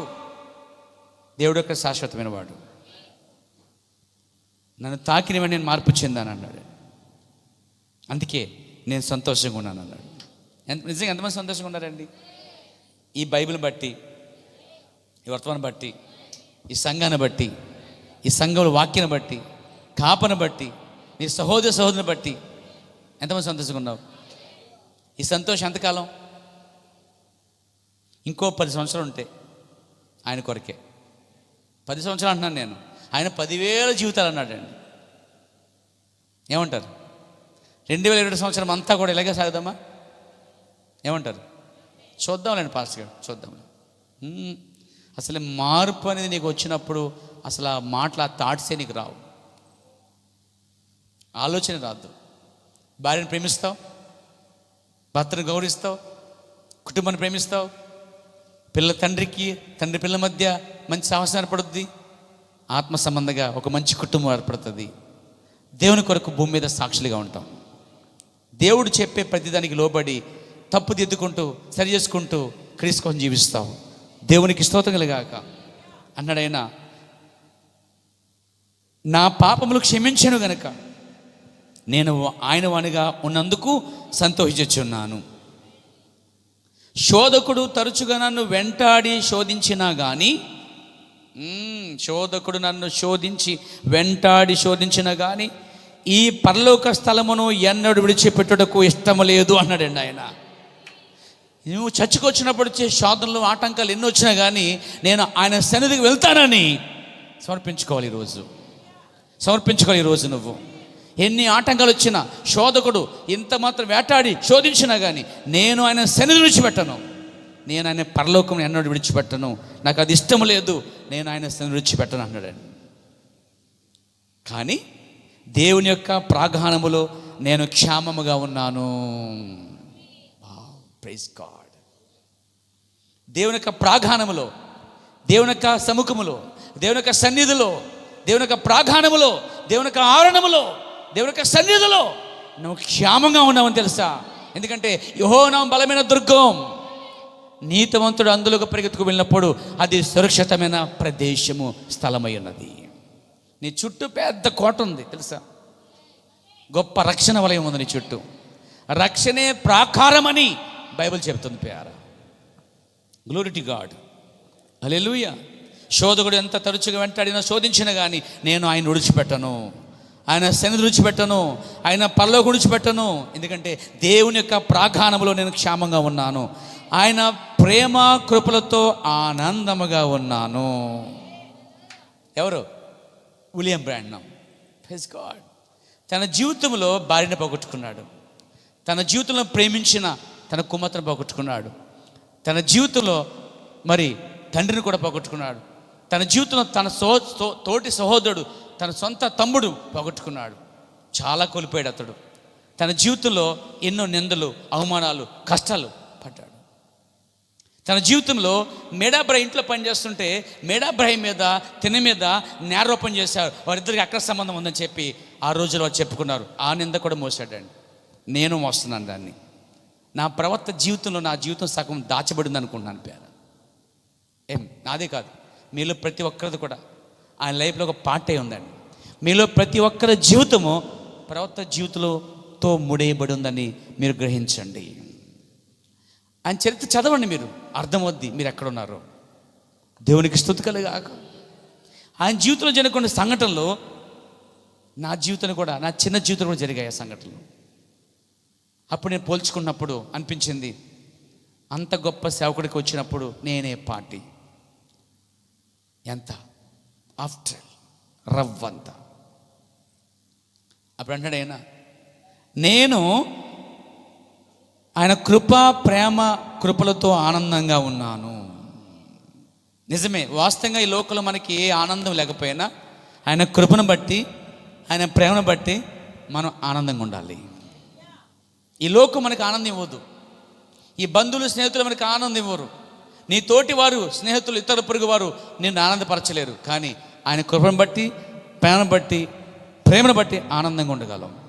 ఆయన ఉన్నాడు కాబట్టి మనం ఉండగలం. ఏమంటారు మీరు?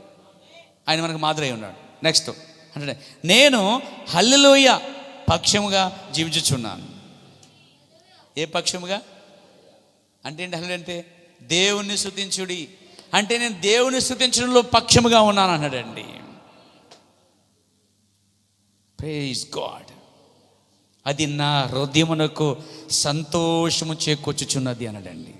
అంటే మనం ఇప్పుడు దేవుని స్తుతించడం అనే పక్షంగా వచ్చినప్పుడు అది మళ్ళీ ఏం చేస్తుంది? మన హృదయాన్ని సంతోషపరుచుతుందండి. ఎవరికైనా హృదయం సంతోషంగా అనుకుంటున్నారా? హల్లెలూయా పక్షము రండి అనగా దేవుని స్తుతించడం అనేది దాని పక్షము రండి. స్తుతించండి, ఆరాధించండి, మహిమపరచండి. అది నీ హృదయాన్ని సంతోషపరుస్తుందట. అందుకే చర్చిలో పాటలు పాడని అంటున్నాను నేను. పాటలు పాడించడము, పాటలు పాడటము, కలిపి పాడటం అనేది దాని అర్థము హల్లెలూయా పక్షం ఉన్నట్టు. ఒక పాట పాడినప్పుడు సంఘం అంతా ఎందుకు పాడలేస్తా? మనము దేవుని స్తుతిస్తున్నామని, దేవుని పక్షాన ఉన్నప్పుడు అది మన హృదయాన్ని సంతోషపరుస్తుందండి. ఇంకొక మాట, చివరి మాట, తన అనుభవంలో చెప్పిన మాట ఇప్పుడు ప్రవక్త అన్నాడు. Praise God. చెప్పొచ్చా? హల్లెలూయా, హల్లెలూయా అన్నాడైనా.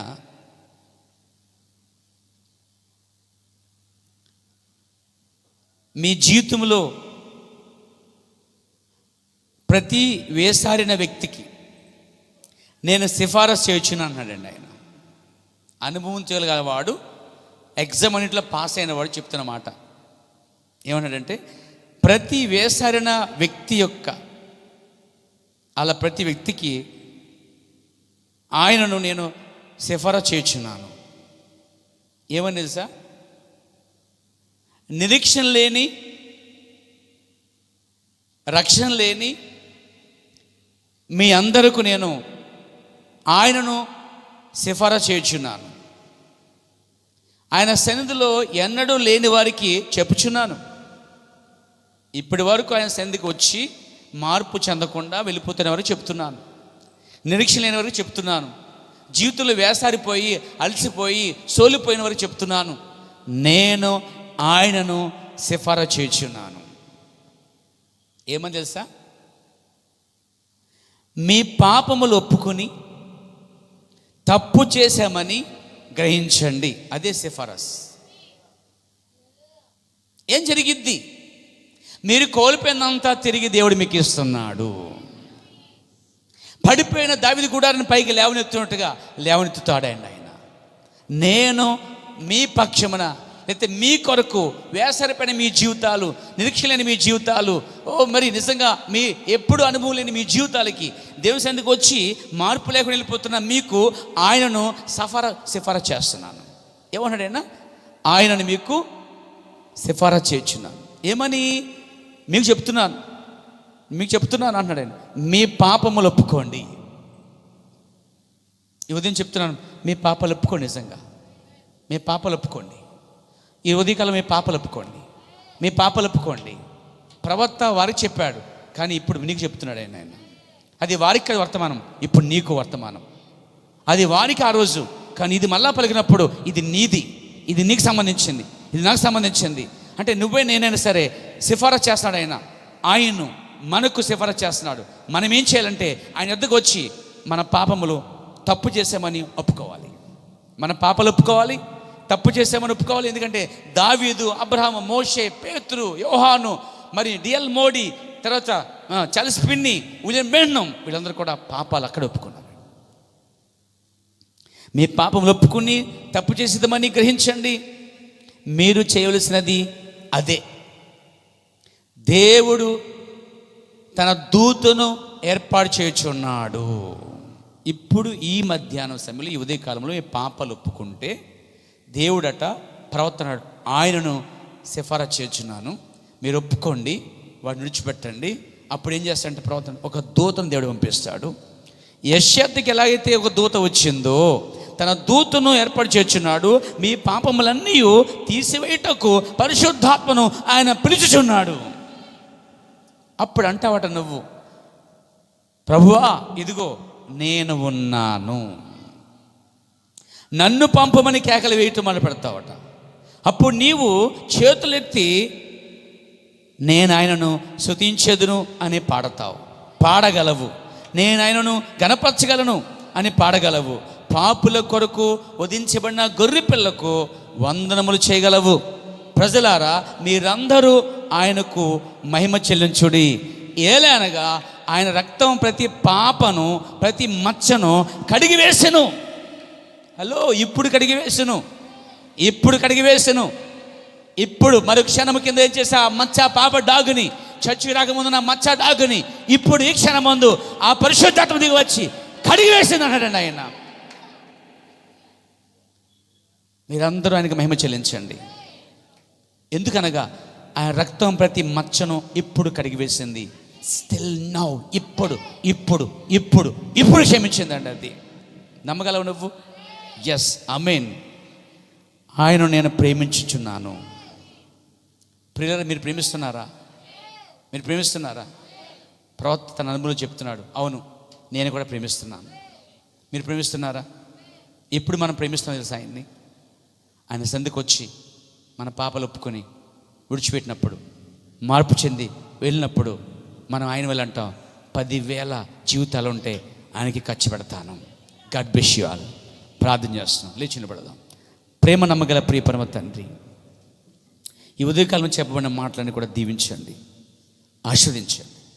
భక్తులందరూ ప్రభువా మీ సంధికి వచ్చినప్పుడు ఎలాంటి మార్పు చెందారు, ఈ ఉదయం కూడా మేమందరం అలాంటి మార్పు చెంది ప్రవక్త వలె 10,000 జీవితాలు కనుక మీరు మాకు ఇస్తే నీకే, నీ సన్నిధి కొరకే, నీ సేవ కొరకే, నీ ఆత్మల కొరకే, నీ పరలోకం కొరకే జీవించినట్లు కృప చూపండి. యేసుక్రీస్తు నామములో ప్రార్థించుచున్నాను. ఆమేన్.